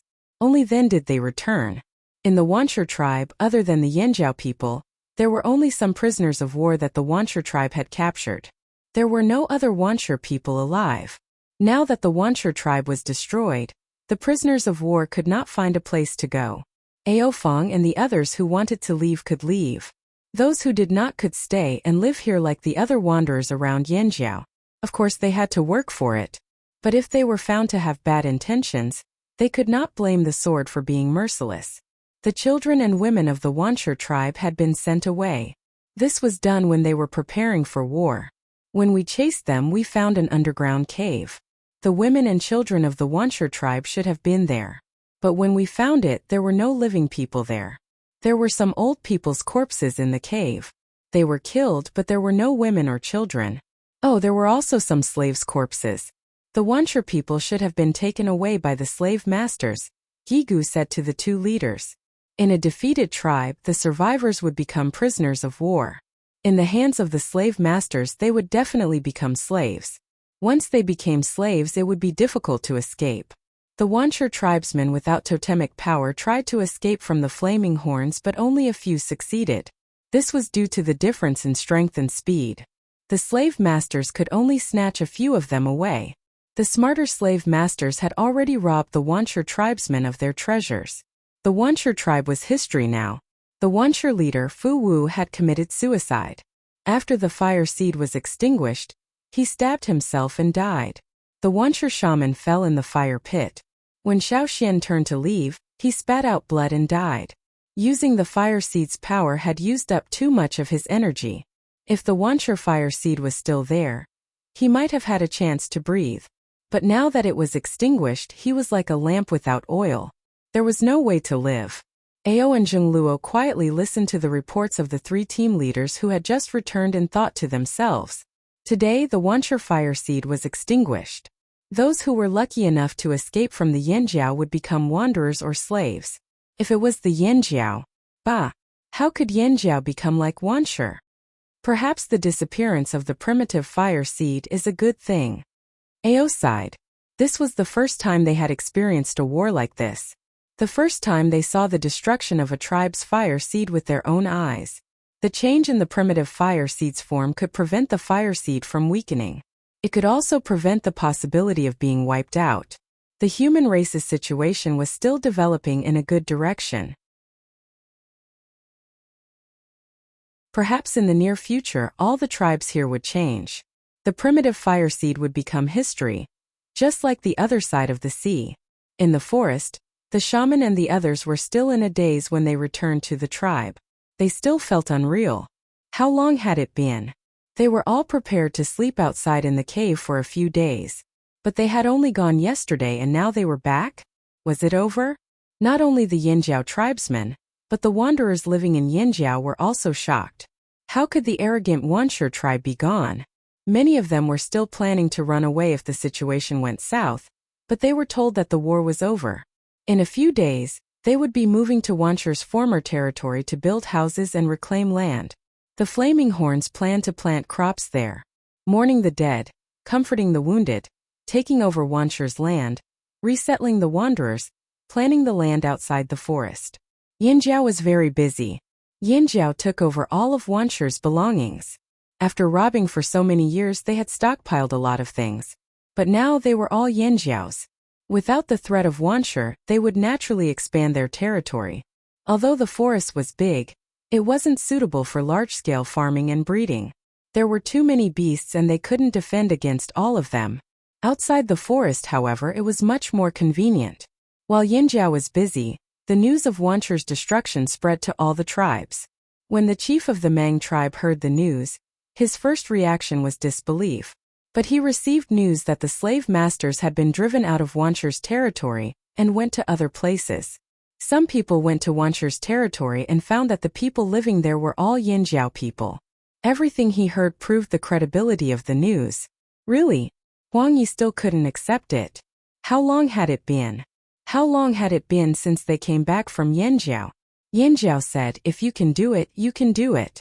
If you can't, I'll do it. Did they really kill them? It was unbelievable. Losing the war was fine, but as long as their fire seed was not extinguished, they had a chance to turn things around. 10 years, 100 years, 1,000 years.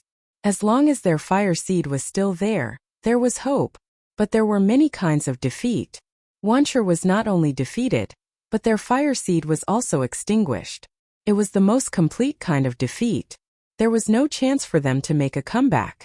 Thinking of this, the chief of the Mang tribe and the shaman both felt a chill in their hearts. Yinjiao really did it. How long did it take them to attack Wanchu?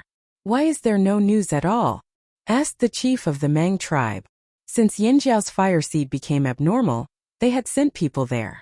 Once the war started, the people who were watching them would definitely send news. They should have a general understanding of the situation there. The person who reported the news said with a hoarse voice, half a day. What? Not only the chief of the Mang tribe, but also the others present jumped up from their chairs and bamboo mats. Half a day. The chief of the Mang tribe wanted to dig his ears again to prevent himself from hallucinating. Yes, that's what the people watching them said. The person who reported the news nodded heavily. In half a day, the Wanchu tribe. The Wanchu tribe that had been thriving for hundreds of years was gone. The chief of the Mang tribe was sweating. After thinking for a while, he said to Huang Yi, go to Yinjiao again and see if the news is true in Yinjiao. Huang Yi, who had just returned from Yinjiao, felt very conflicted. Should he go again? In addition to the Mang tribe, several other tribes, even those on the grassland, had received the news. Since Yinjiao's fire seed became abnormal, it attracted the attention of many people. Naturally, the news of Wanchu's destruction was also known through some channels. Therefore, when Huang Yi packed his things and went to the Yinjiao tribe again, he met Guji and Qiu, who were also conflicted. Thinking of the last time they brought people to the Yinjiao tribe, the three of them could only sigh. They were conflicted.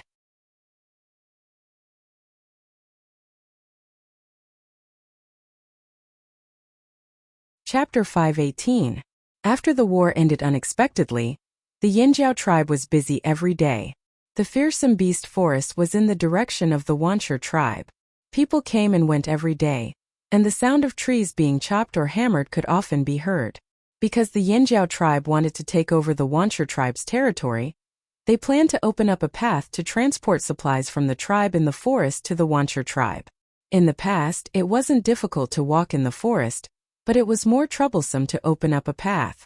The dangerous plants and beasts in the forest were exterminated, and the trees were cut down according to the planned route.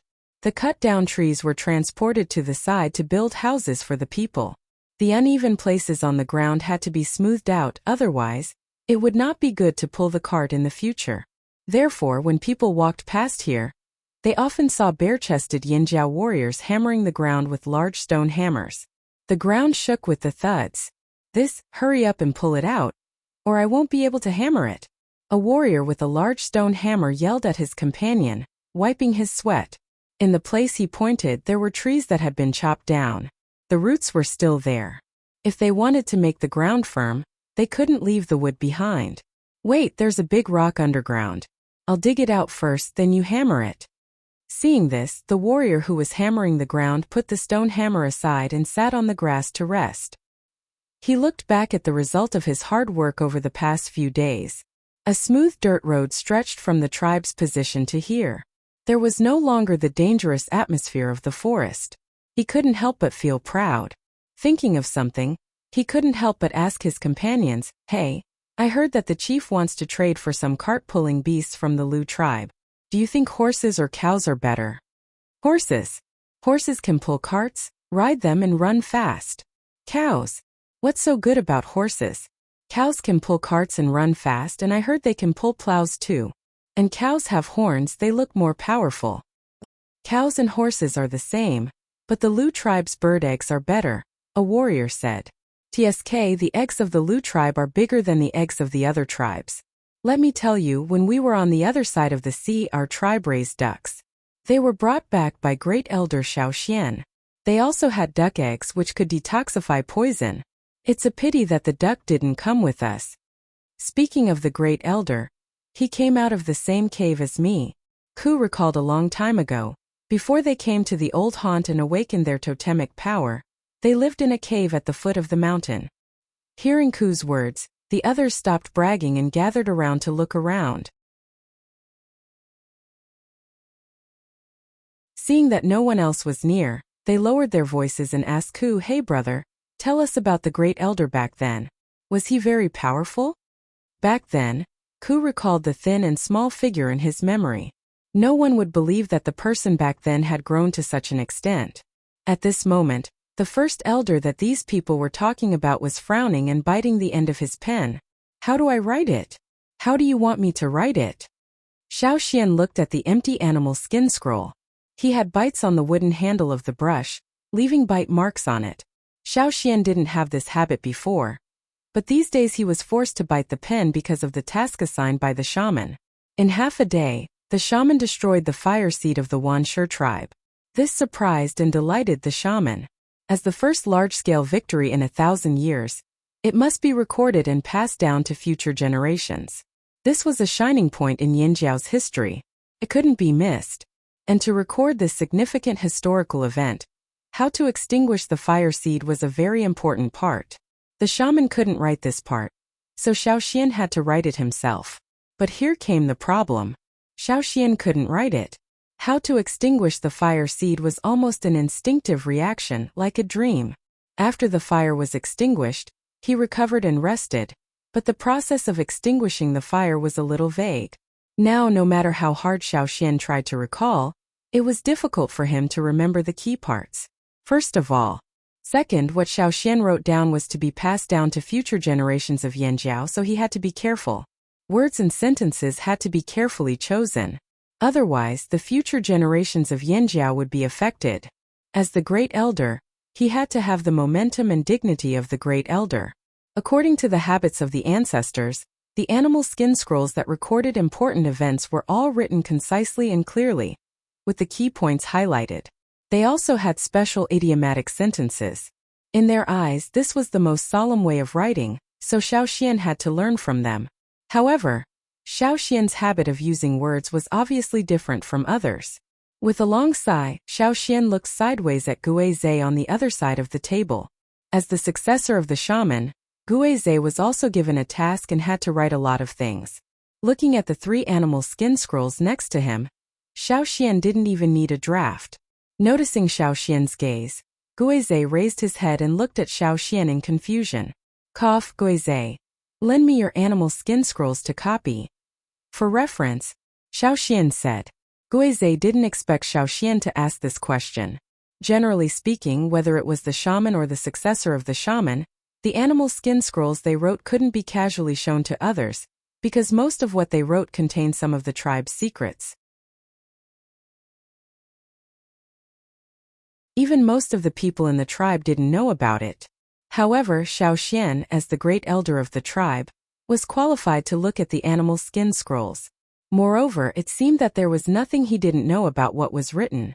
Guizhe hesitated for a moment, then handed the 3 animal skin scrolls next to him to Xiaoxian. She didn't understand.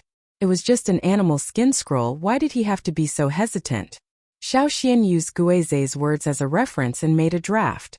He couldn't remember the specific situation when the fire seed was extinguished, so he could only leave the words "follow instinct" and "follow the instructions of the fire seed." This was the universal sentence on the animal skin scroll, so it couldn't be wrong. As for the specifics, he could only add them when he remembered. Coming out of the shaman's house, Xiao Xian looked at the sun in the sky. It should be sunny these days, which would be very convenient for the tribe to carry out their plans. In 2 days, the road from the tribe to the forest should be ready. When he returned home, Caesar was lying outside, grinding his teeth on a piece of animal bone. In the battle with the Wuxia tribe, Caesar lost an eye, but it had a strong recovery ability.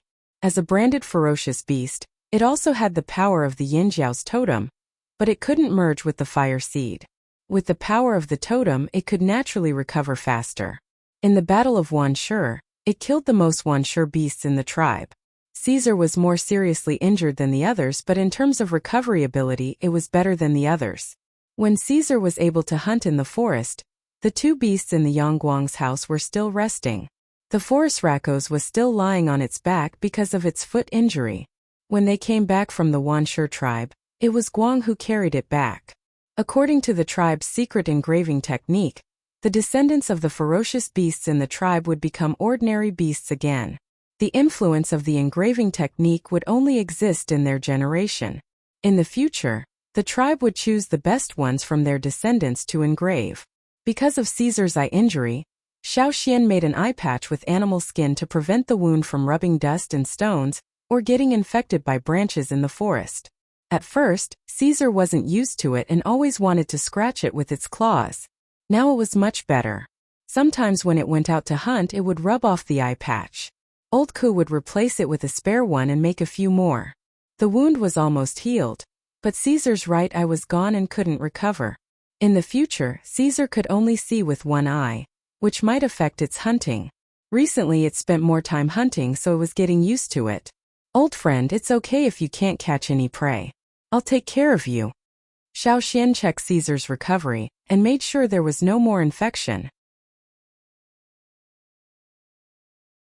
Then he entered the house. Xian, the people of the Lu tribe came to see you, said old Ku, who was working on a stone tool. The Lu tribe? Yinjiao? Yes, that's him.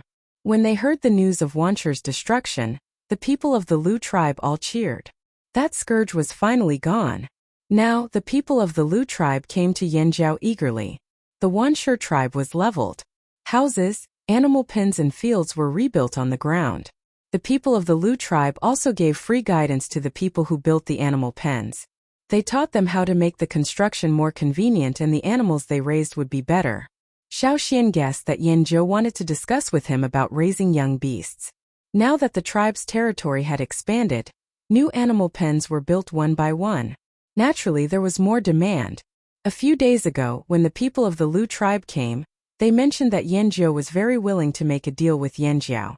Destroying the Wuxia tribe in half a day was indeed a shocking thing. The name of the Flaming Horn tribe had also spread out. The major tribes in the central region would definitely be more vigilant now.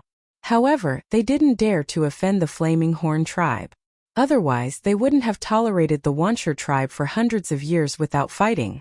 If they thought too much, they would think too much and worry too much, which would only make them hesitant. He just didn't know how many tribes would send people over this time. Xiao Xian looked around but didn't see Yinjiao.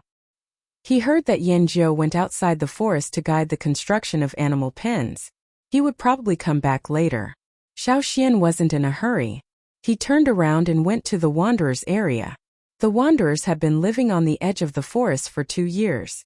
After all, they weren't Yinjiao people and didn't have much power. They were still afraid of this forest. Even if there were Yinjiao warriors patrolling, compared to the outside of the forest, they preferred the latter. So this time when Yinjiao was expanding their territory, they were anxious to move there. When he arrived at the Wanderers area, the people here were also busy. Some Wanderers went out to build houses. They still had to build their own houses, but they had to follow Yinjiao's rules and couldn't build randomly. Most of the people who were still here were injured or young children. There were children running outside. Only in Yinjiao's Wanderers area could they have such a chance. If they were in the Wanderers area near other tribes, the young children wouldn't even dare to go out of their houses. Knowing that the Wanderers area was busy these days, the chief also sent people to keep an eye on them to prevent trouble. When Xiao Xian arrived, a group of Yinjiao warriors were talking and laughing together.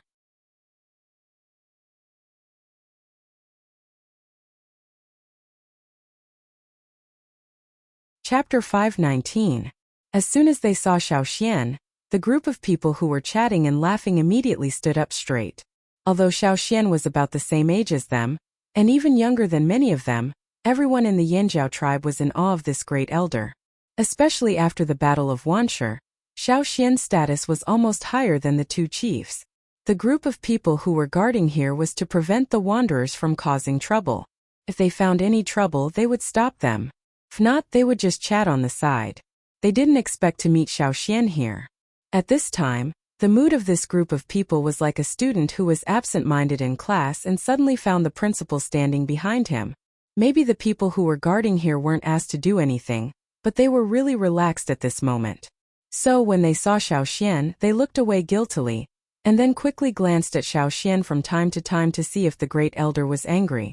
Originally, Xiaoxian planned to pass by here to check on the farmlands and animal pens in the tribe. But when he passed by, he stopped and walked towards the wanderers' area. Here he comes. Here he comes. The warriors who were guarding here felt nervous and looked down. When they looked up, they quickly looked at each other. The great elder's expression didn't look good. What should they do? Would they be scolded? Hearing Xiaoxian's footsteps approaching, their hearts beat fast. When Xiaoxian finally stopped in front of them, they had to look up and smile.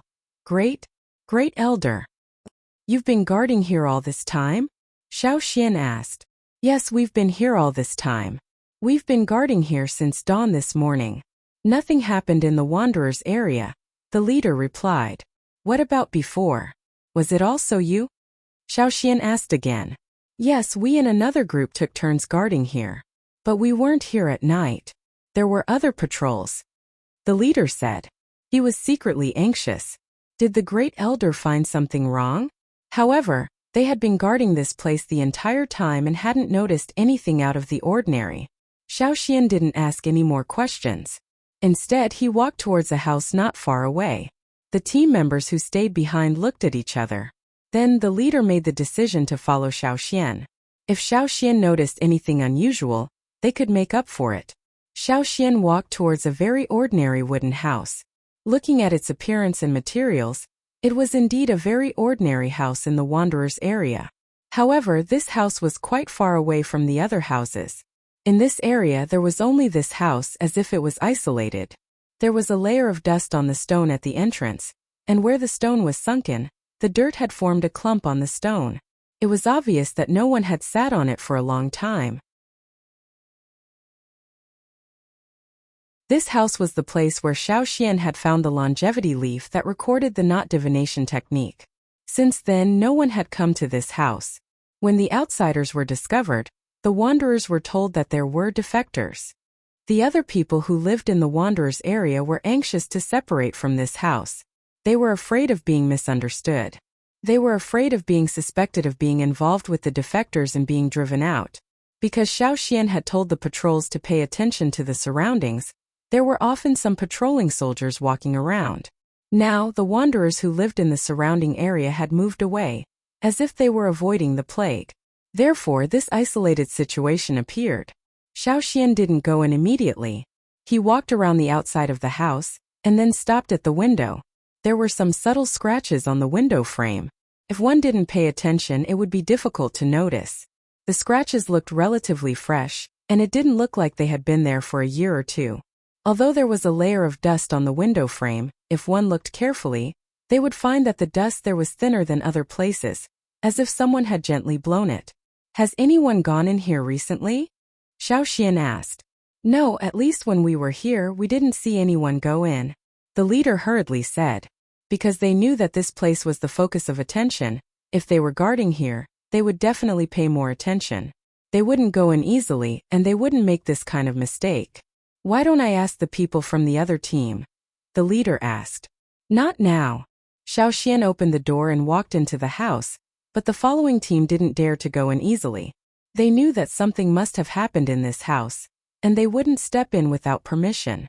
The situation in the house was similar to Xiaoxian's impression. The wooden table that was broken by Gigu in anger had already been cleaned up. The wooden house of about 20 square meters was empty. However, at the place where Xiaoxian dug out the longevity leaf, there were traces that the soil had been moved.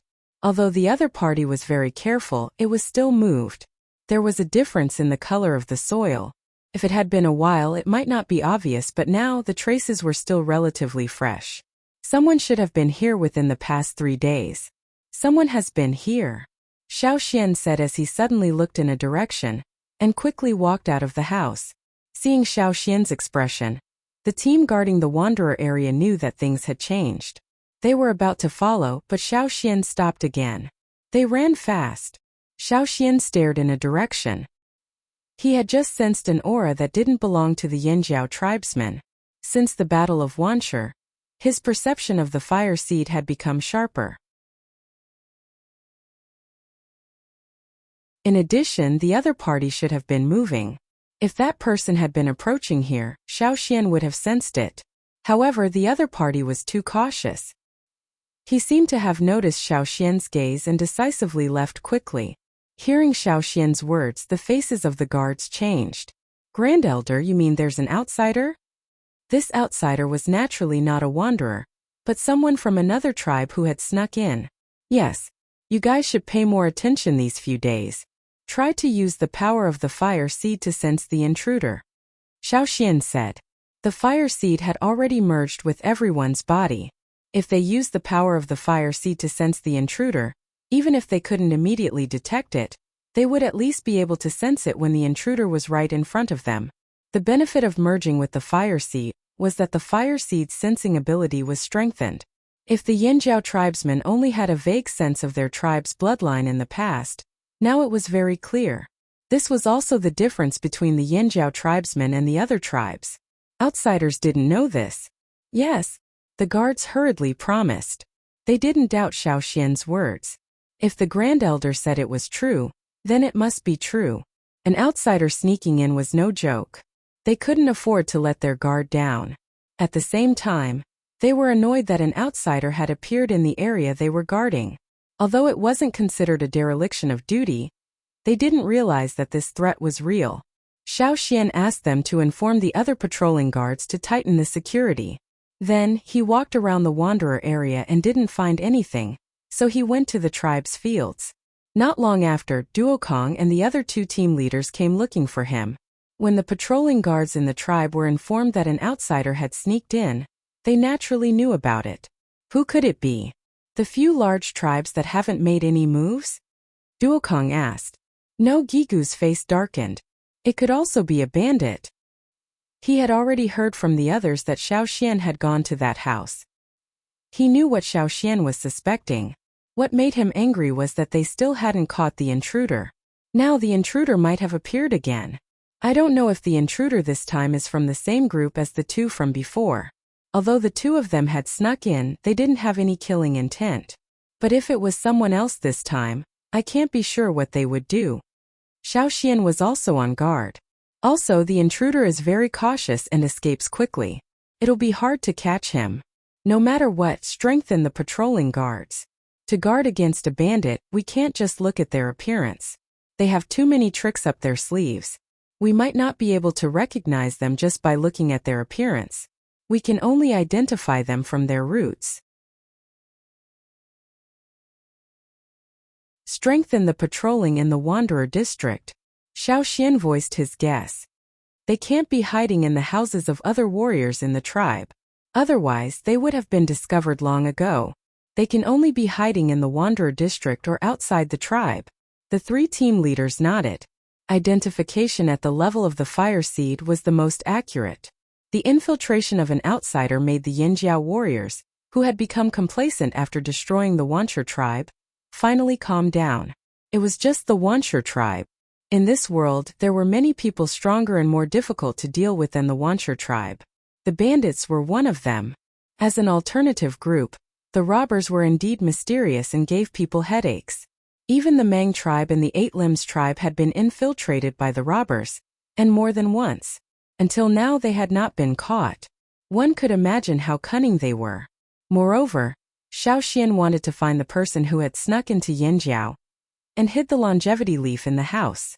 He wanted to ask them where they found the longevity leaf. The knot divination recorded on the longevity leaf was passed down from the E tribe. Xiao Xian had confirmed this on the other side of the sea. It was also certain that the Yi tribe had brought the longevity leaf here 1,000 years ago. Then, from whom did the bandits steal the longevity leaf?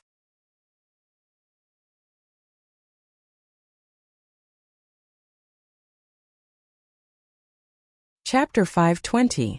Because of the infiltrators, Yinjiao became nervous again. They were not as excited as they were after the Battle of Wuxia. They were famous for destroying Wuxia, but they also attracted a lot of attention. They could not afford to let their guard down. The road is done. Someone pulled the cart over today. It looks good. We've built 10 animal pens outside. Do we need to build more? The fields have been demarcated. We'll distribute some to the wanderers according to the original plan. The rest is ours. In one of the stone houses in the Flaming Horn tribe, the 2 shamans, 2 chiefs, 3 team leaders and many other team leaders were gathered for a discussion. They were discussing their recent progress. Of course, Grand Elder Xiao Xian could not be absent. As they talked, Ao noticed that Xiao Xian was distracted. He coughed. Xian, what do you think of what we talked about just now? Let's continue with the original plan. Although we can't plant much this year, we still need to do some work to make the land fatter. I've already told them what to do. I'll go check it out in 2 days. There's no need to expand the animal pens. Let's wait for the Lu tribe to send their cubs over. We'll take it one step at a time. If we raise too many suddenly, we might not be able to handle it, Xiao Xian said. Xiao Xian seemed to be distracted. He didn't expect him to listen to so much. Ao nodded. Then we'll do as you say. As for the metal wares, I've discussed it with Zhongluo. When all the wanderers move away, we'll build a bigger casting room. Xiao Xian had no objections. After knowing the secret of the core seed, the tribesmen were very concerned about smelting and casting. Maybe it was because they heard about the slave masters on the other side of the sea, or maybe it was because they saw the potential of metal wares. They spent a lot of effort on this. By the way, during this time, other than the Lu tribe, did any other tribes come? Xiao Xian asked. Never heard of them. I don't think so. No. The others replied. But there are suspicious people walking around. Maybe they're from the big tribes in the central region. Duokong saw it when he went outside to supervise the work today, but the other party was far away. When he moved, the other party ran away. What, are you waiting for them to come? Asked Zhongluo. Xiao Xian shook his head. I just think that at this time they should have come here to investigate. However, since they haven't appeared yet, perhaps they have other plans, or perhaps they are waiting. Wait for what? Ao asked. Maybe he wants to wait for more people to come together, Xiao Xian speculated. The people in the room looked at each other and smiled. Being able to make those tribes fear them proved that Yinjiao's position in those people's hearts had indeed risen. This made them very proud, but when they thought of the possible predicament they might face, they immediately calmed down.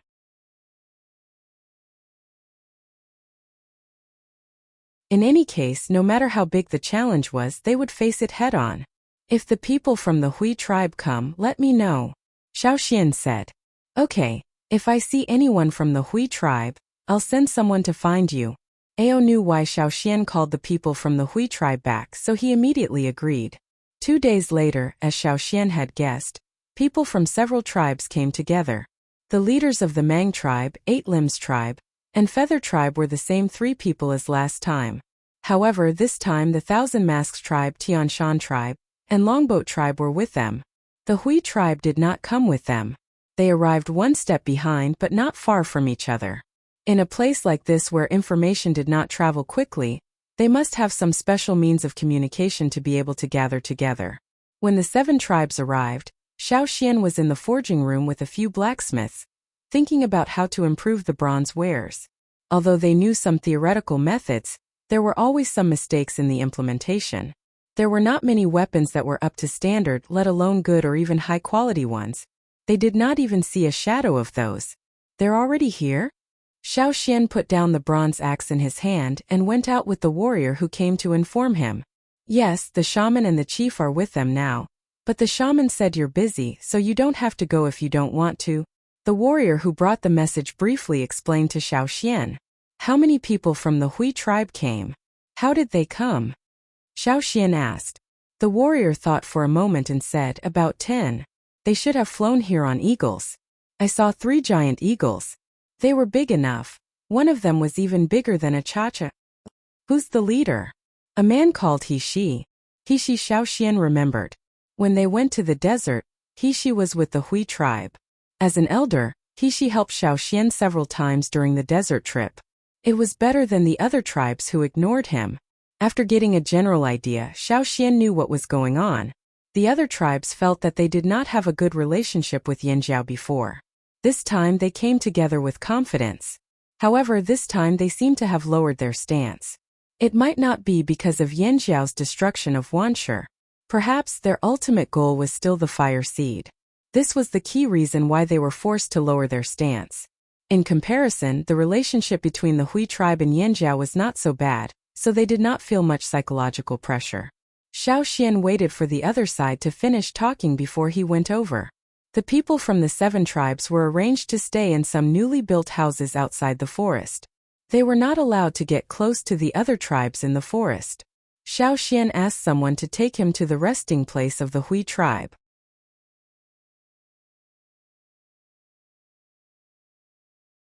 When he arrived, he saw a giant eagle pecking its feathers outside the house. Looking at its size, it was indeed bigger than Cha-Cha. However, Xiaoxian felt that this eagle was somewhat familiar. When Xiaoxian looked over, the eagle also sensed it. It turned its head to look at Xiaoxian. Obviously, it still remembered Xiaoxian. Its first reaction was to bristle. Its neck became thicker because of the bristling feathers. It even screamed at Xiaoxian. "Oh, it's you, loser," Xiaoxian said lightly. This sentence made the eagle even angrier. Its eyes flashed sharply. Standing on the ground, its claws scratched the hard ground like it was tofu, leaving a few deep marks. "What's the rush? The truth is the truth, right? Shan Dao?" Xiaoxian continued.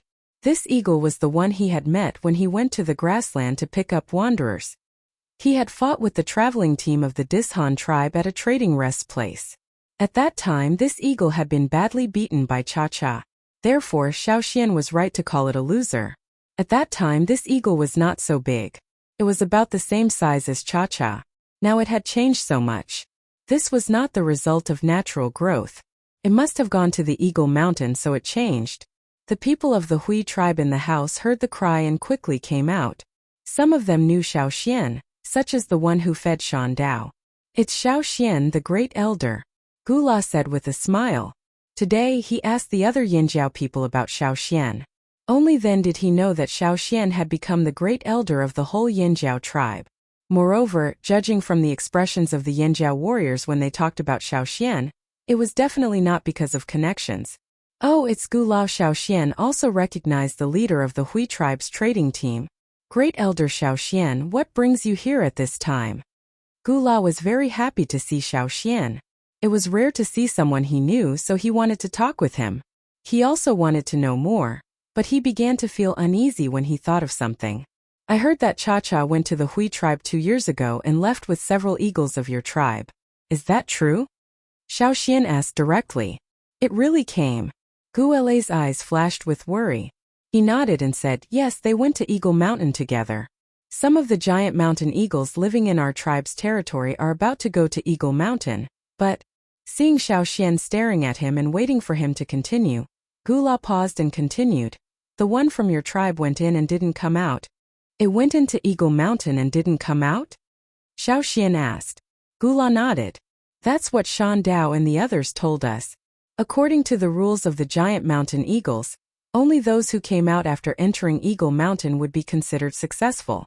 If they failed, they would die." Xiaoxian had heard this before.